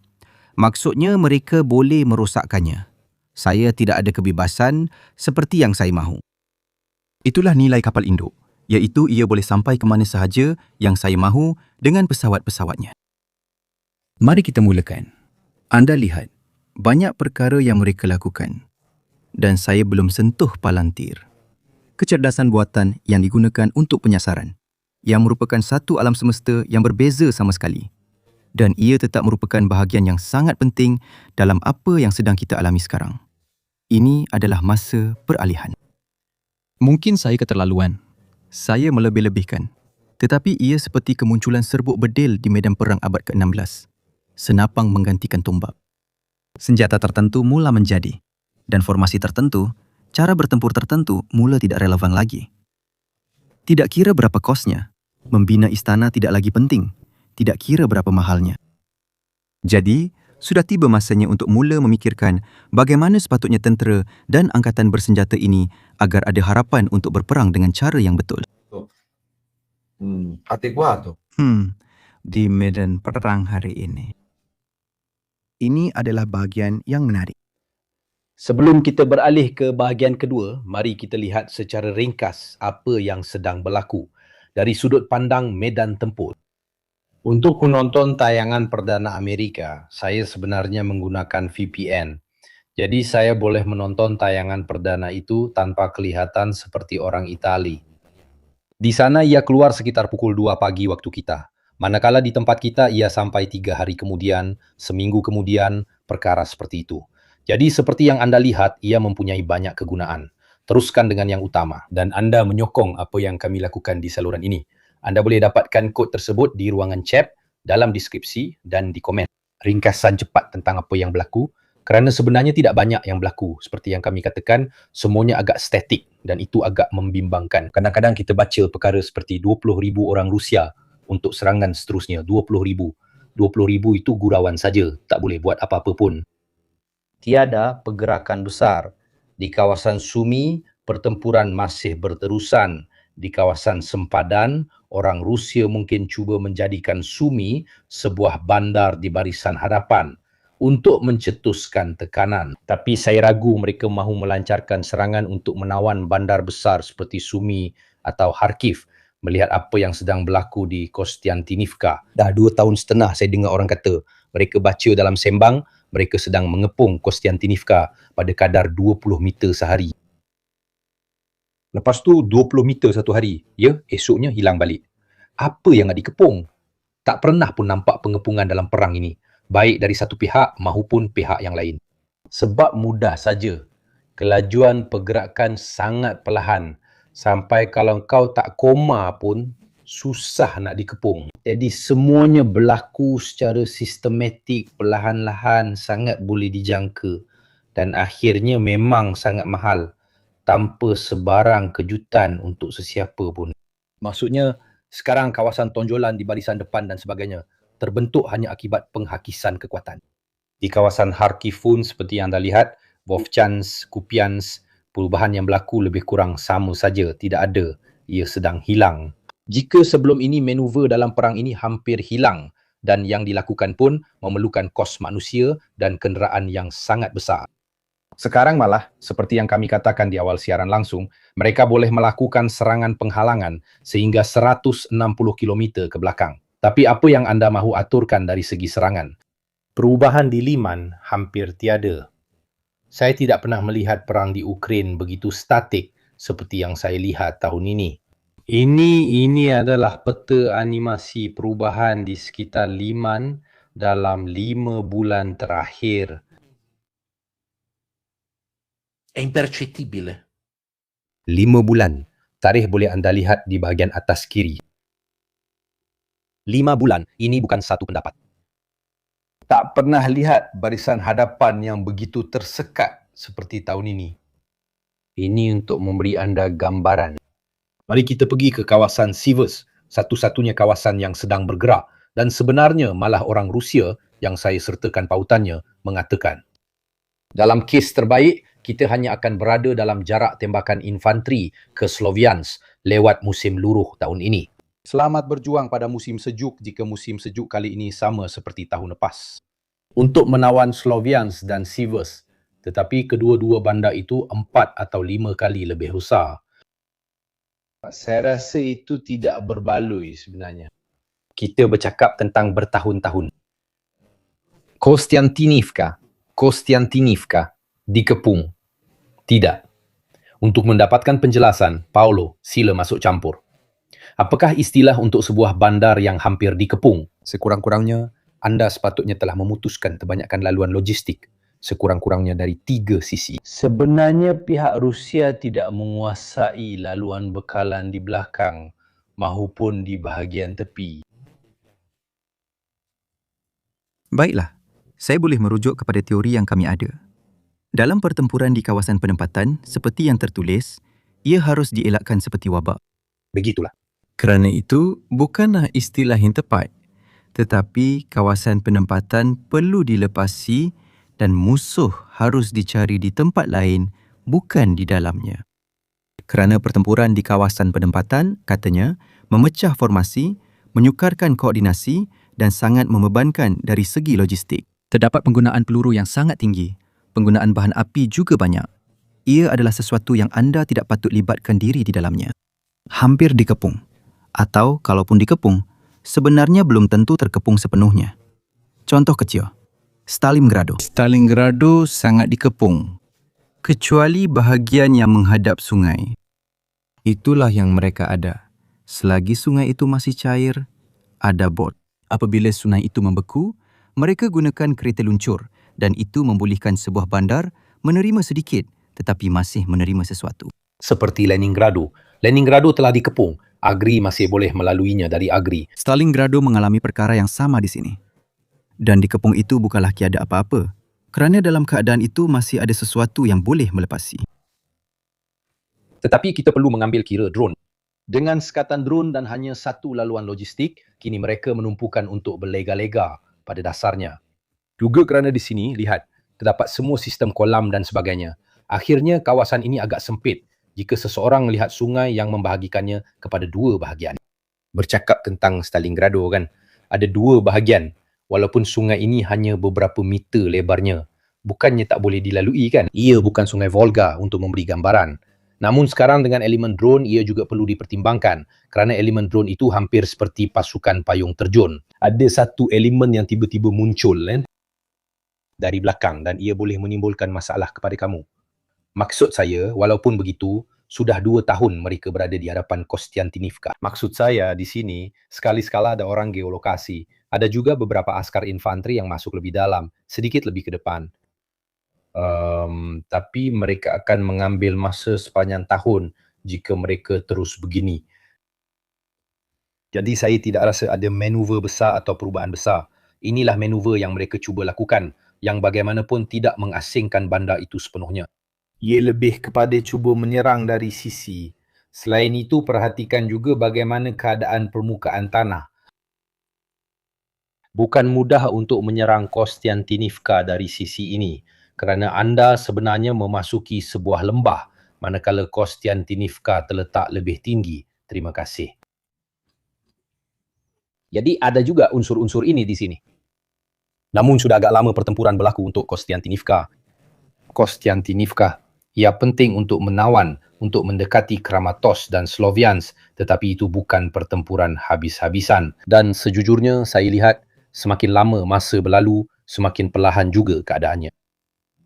Ingat Pokrovsk kan? Berapa lama mereka ambil masa untuk menawan Pokrovsk? Yang sepatutnya berlaku setiap hari. Maksud saya, hari-hari dikatakan mereka sudah tawan, belum tawan. 90%, 80%. Sebenarnya saya rasa lebih daripada sudut pandang ketenteraan, sebab jenis tindakan yang dilakukan adalah sama saja dalam 2 tahun kebelakangan ini. Kita perlu lihat lebih kepada sisi di mana kedua-dua pihak sebenarnya sudah tidak mahu lagi mengambil risiko kehilangan nyawa manusia. Maksudnya mereka cuba, dan di sini orang Ukraine ada kelebihan. Orang Ukraine hanya perlu mempertahankan barisan hadapan. Orang Rusia pula ada matlamat yang perlu dicapai jika mereka mahu menamatkannya. Sekurang-kurangnya Kramatorsk dan Sloviansk, sekurang-kurangnya untuk naratif dalaman mereka. Tetapi tiada siapa yang benar-benar mahu menanggung kos seperti yang telah dilakukan pada tahun 2024 hingga 2025 untuk mendapatkan hasil minimum tertentu. Jadi saya percaya semakin banyak kita menyerahkan kepada drone, semakin kurang keupayaan untuk mendapatkan dan mengekalkan kedudukan. Dan inilah paradoksnya. Keupayaan untuk mengganggu pihak lawan meningkat, tetapi keupayaan untuk berkumpul, keupayaan untuk mewujudkan unsur kejutan, keupayaan untuk mengekalkan kedudukan akan hilang. Itulah yang dilakukan oleh sebuah tentera moden. Itu adalah satu prasyarat. Kejutan, penumpuan kekuatan, ekonomi penggunaan kekuatan adalah prinsip-prinsip seni peperangan yang dahulunya dilawan dengan peninjauan, penerokaan dan gambar udara. Tetapi apabila kau mempunyai gambaran masa nyata, bahkan terhadap askar yang pergi ke tandas, kau tak boleh fikir untuk. Satu-satunya pilihan yang kau ada ialah membina kekuatan yang cukup hebat sehingga kau tak peduli jika mereka nampak kau. Kita bercakap secara hiperbola. Jika orang Rusia mempunyai keupayaan itu, kita ada 35,000 kereta kebal. Kau dah nampak? Ya, dan aku gembira. Sedia, mula, jalan. Tapi tiada siapa yang ada keupayaan, kekuatan macam ni.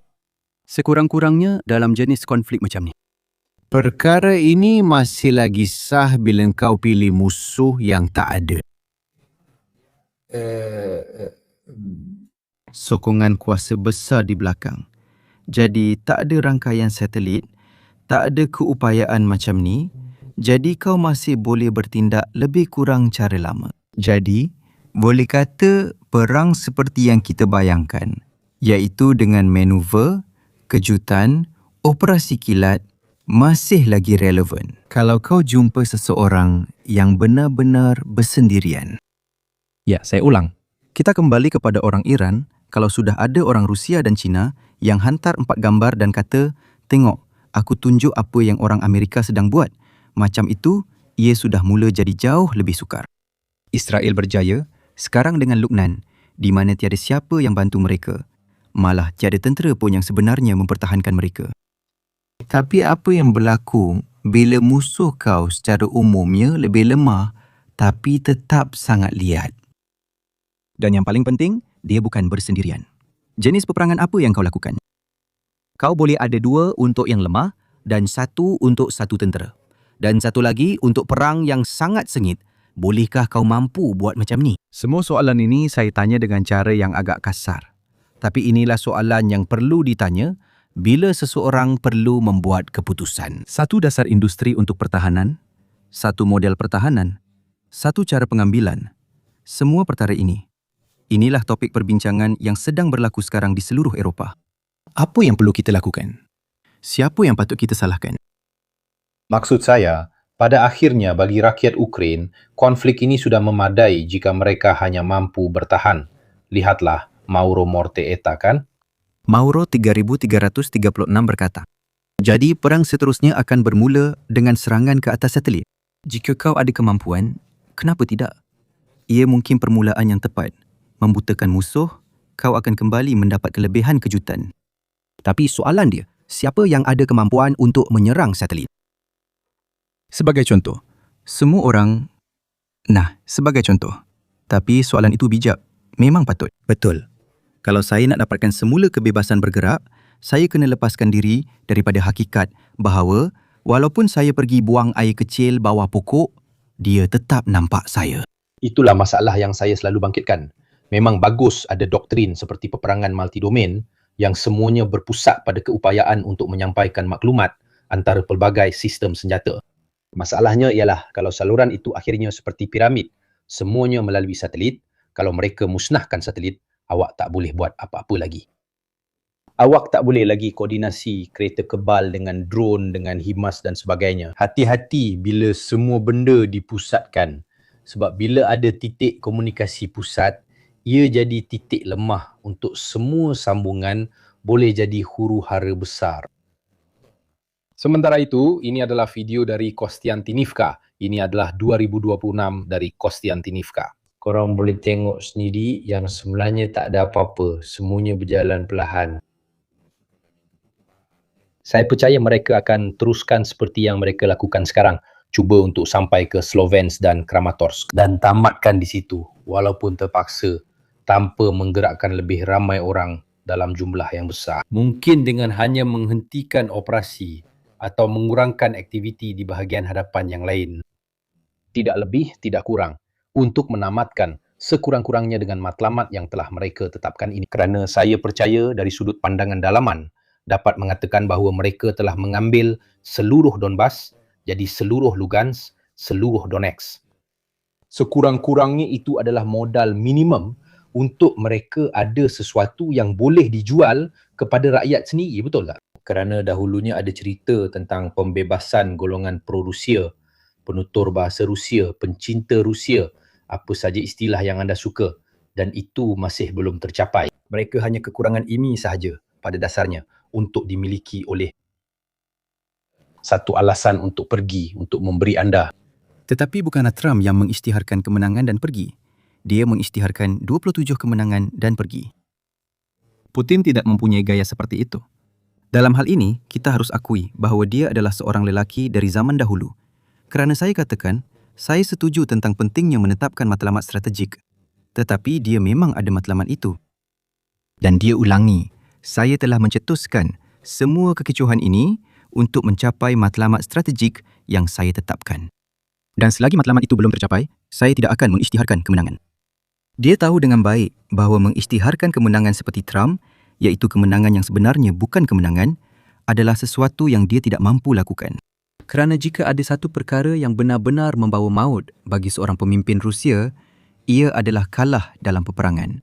Cuba perhatikan, sesiapa yang kalah perang di Rusia akan menghadapi nasib yang sangat dahsyat, tidak kira siapa pun. Malah semasa zaman Soviet pun, Jika mereka mengalami revolusi atau pencerobohan Afghanistan, jika mereka menang di Afghanistan, percayalah, mungkin keadaan mereka akan bertahan lebih lama. Mungkin, tapi kalau kalah, mereka takkan maafkan kau. Sistem Rusia, kita kena faham. Berapa banyak pun kau nak, asalkan kita menang. Sebab kalau kita dah berkorban habis-habisan, tapi tetap kalah juga. Kau sebut tadi perang di Afghanistan. Ini menarik sebab kalau angka-angka yang dikaitkan dengan kerugian Rusia, kita ambil saja 300,000. jadi kita sebenarnya jauh di bawah apa yang diisytiharkan di luar sana.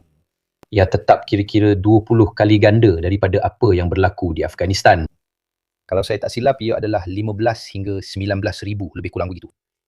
Untuk memberi gambaran, Afghanistan, Ia juga bertahan. ia bertahan lama dan kami mempunyai kekuatan gerila secara keseluruhan. Ia bukanlah satu kekuatan tentera yang teratur seperti tentera Ukraine, yang sebenarnya memang sebuah tentera. Bukanlah satu tentera yang tidak terurus. Bukan begitu. Mereka mempunyai semua fungsi sebuah tentera. Kemudian lebih kurang begitu. Di sana, seperti yang anda lihat, Kita juga letakkan Afghanistan dengan kesatuan Soviet.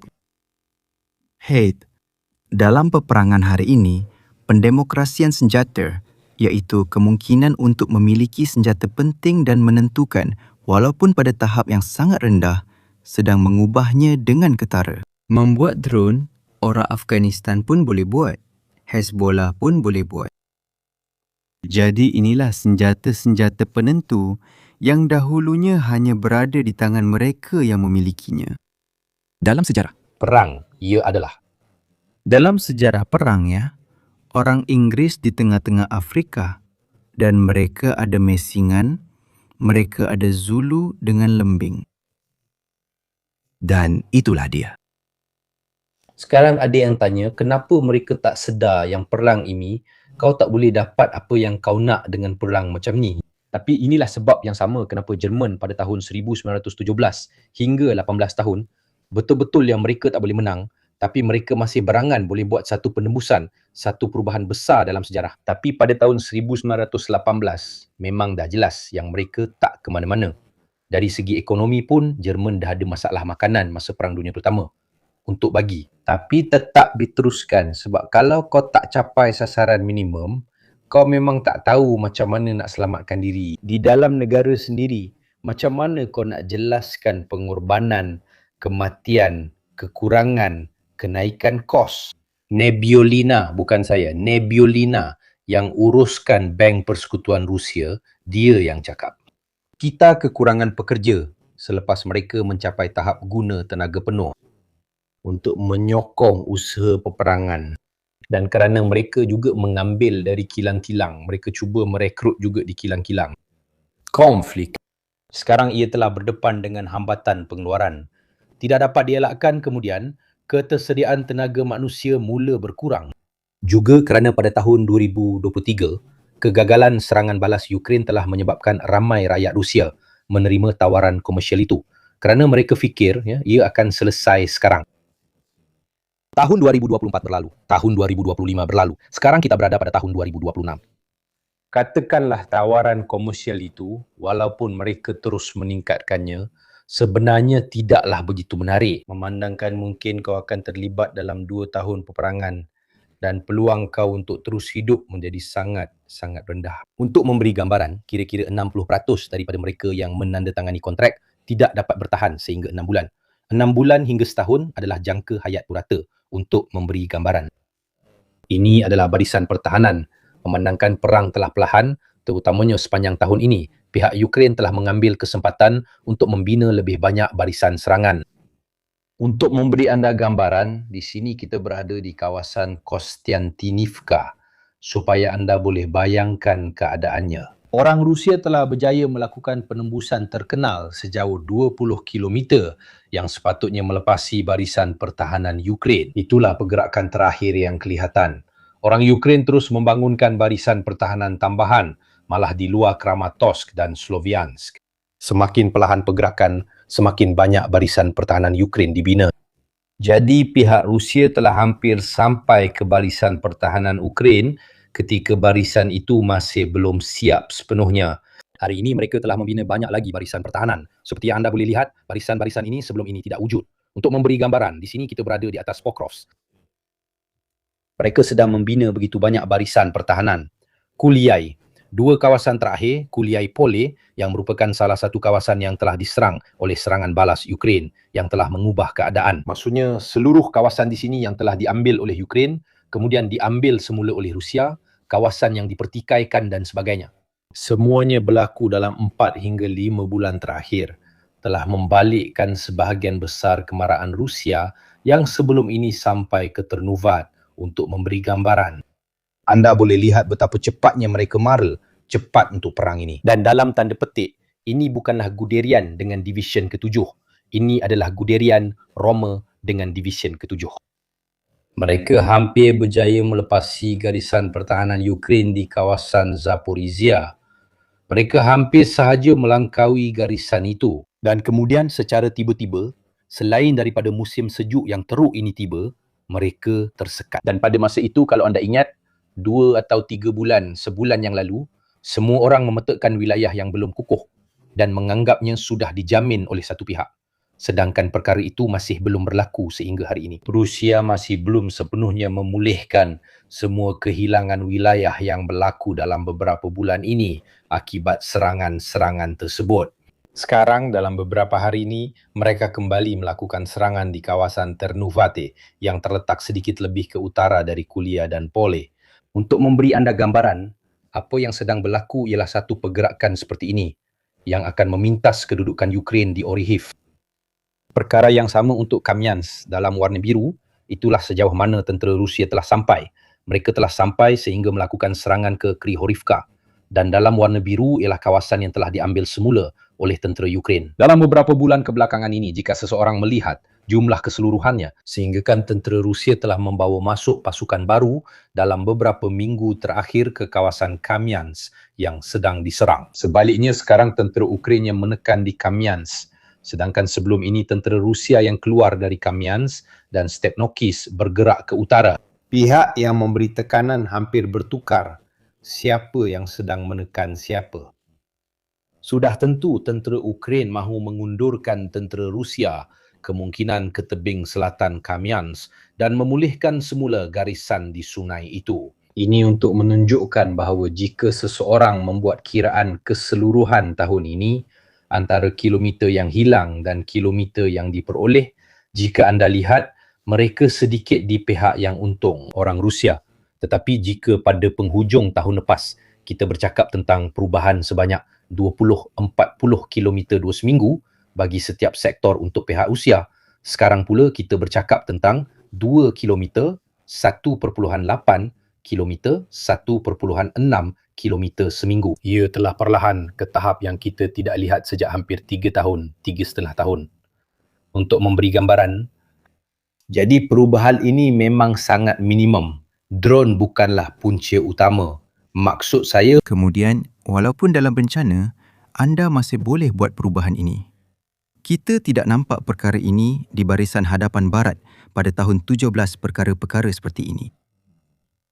Saya ulang, satu soalan ialah, adakah perang seterusnya antara kuasa besar atau antara negara-negara yang kuat akan jadi begini? Atau adakah ini satu pengecualian? Sebab itu sekarang semua orang berlumba-lumba nak beli drone, nak buat drone dan perang dijalankan dengan lastik saya. Stupidaggine. C'è chi va Apakah pengajaran yang diberikan oleh perang Rusia-Ukraine semasa? Apakah nilai pengajaran yang diberikan oleh kempen udara Amerika Syarikat di Iran sekarang? Isunya adalah negara besar menentang negara pertengahan yang 60-70 tahun lalu tidak akan menjadi perlawanan pun.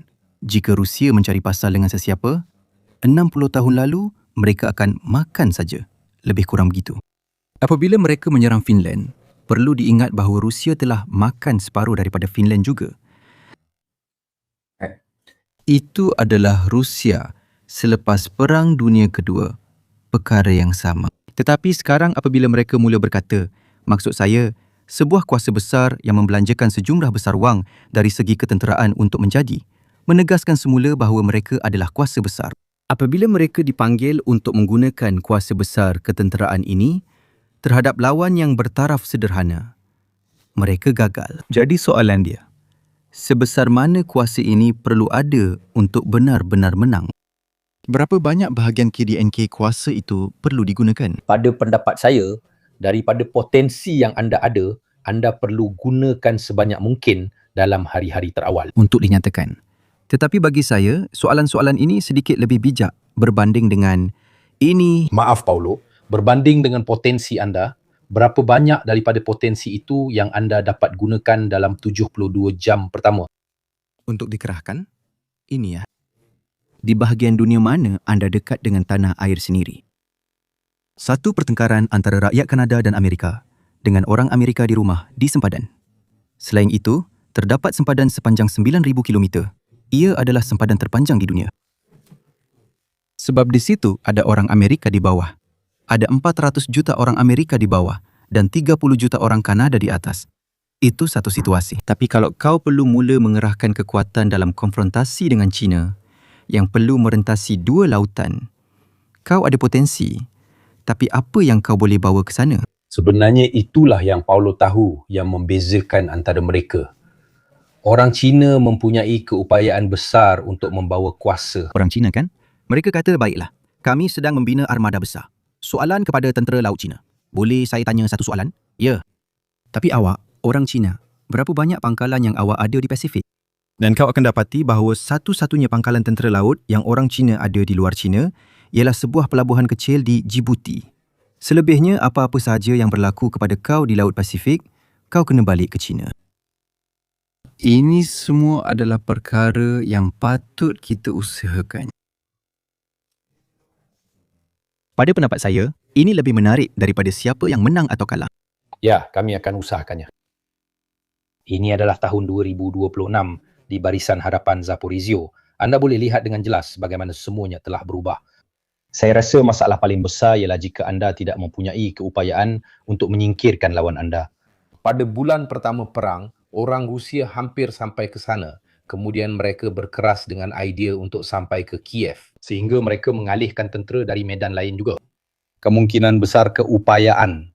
Kemudian kemungkinan besar keupayaan, katakanlah para profesional, digantikan oleh mereka yang dimobilisasi.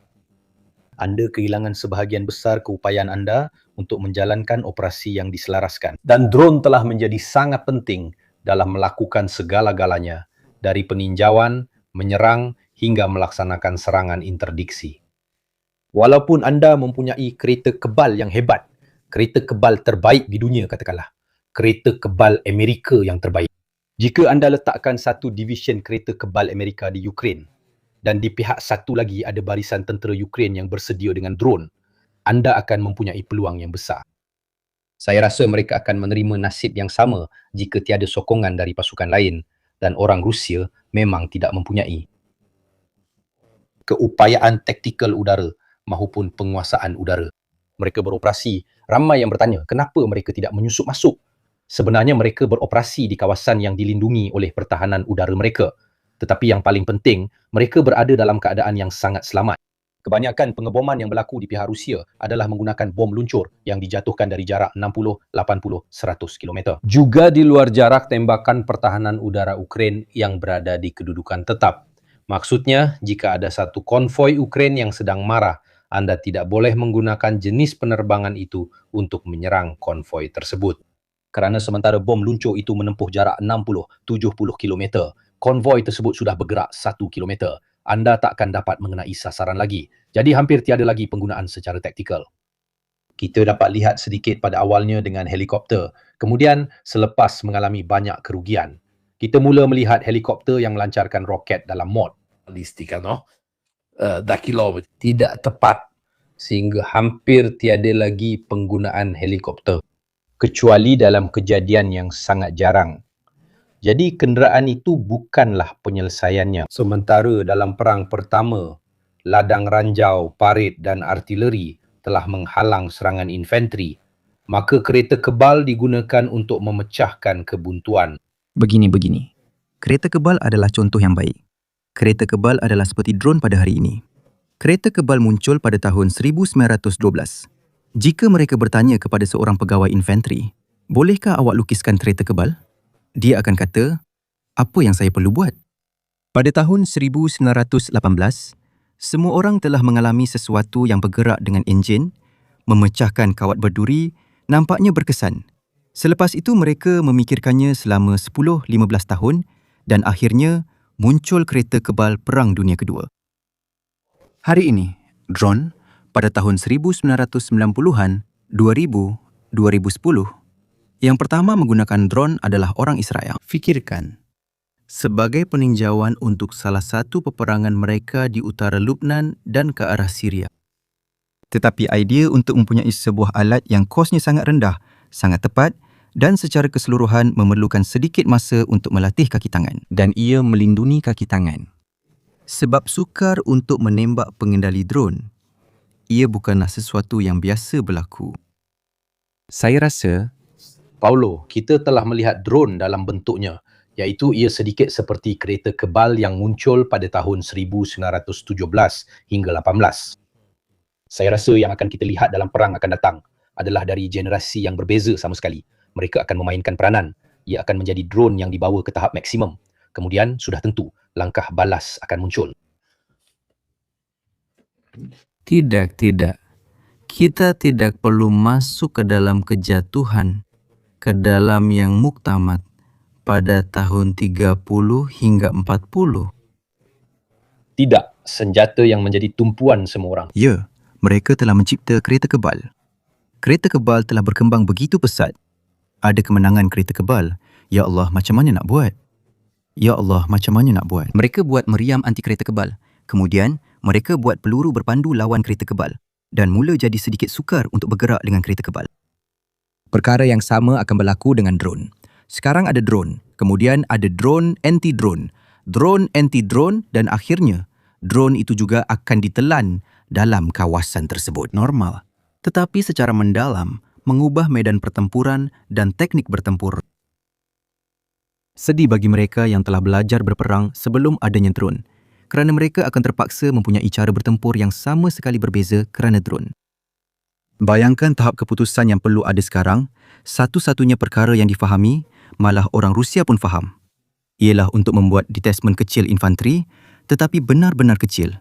5, 6, 8, 10 orang. Tahap autonomi membuat keputusan dalam komando, yang diberikan kepada 5. 8 orang tidak pernah dipertimbangkan sebelum ini. Ia hanyalah satu skuad. Dalam teori klasik, ia akan diketuai oleh seorang korporal. Jadi, apa gunanya lieutenant, kapten, mejar, lieutenant kolonel apabila elemen utama yang mengendalikan pertempuran ialah korporal? Korporal? Mungkin anda perlu letakkan seorang kapten untuk mengetuai 10 orang.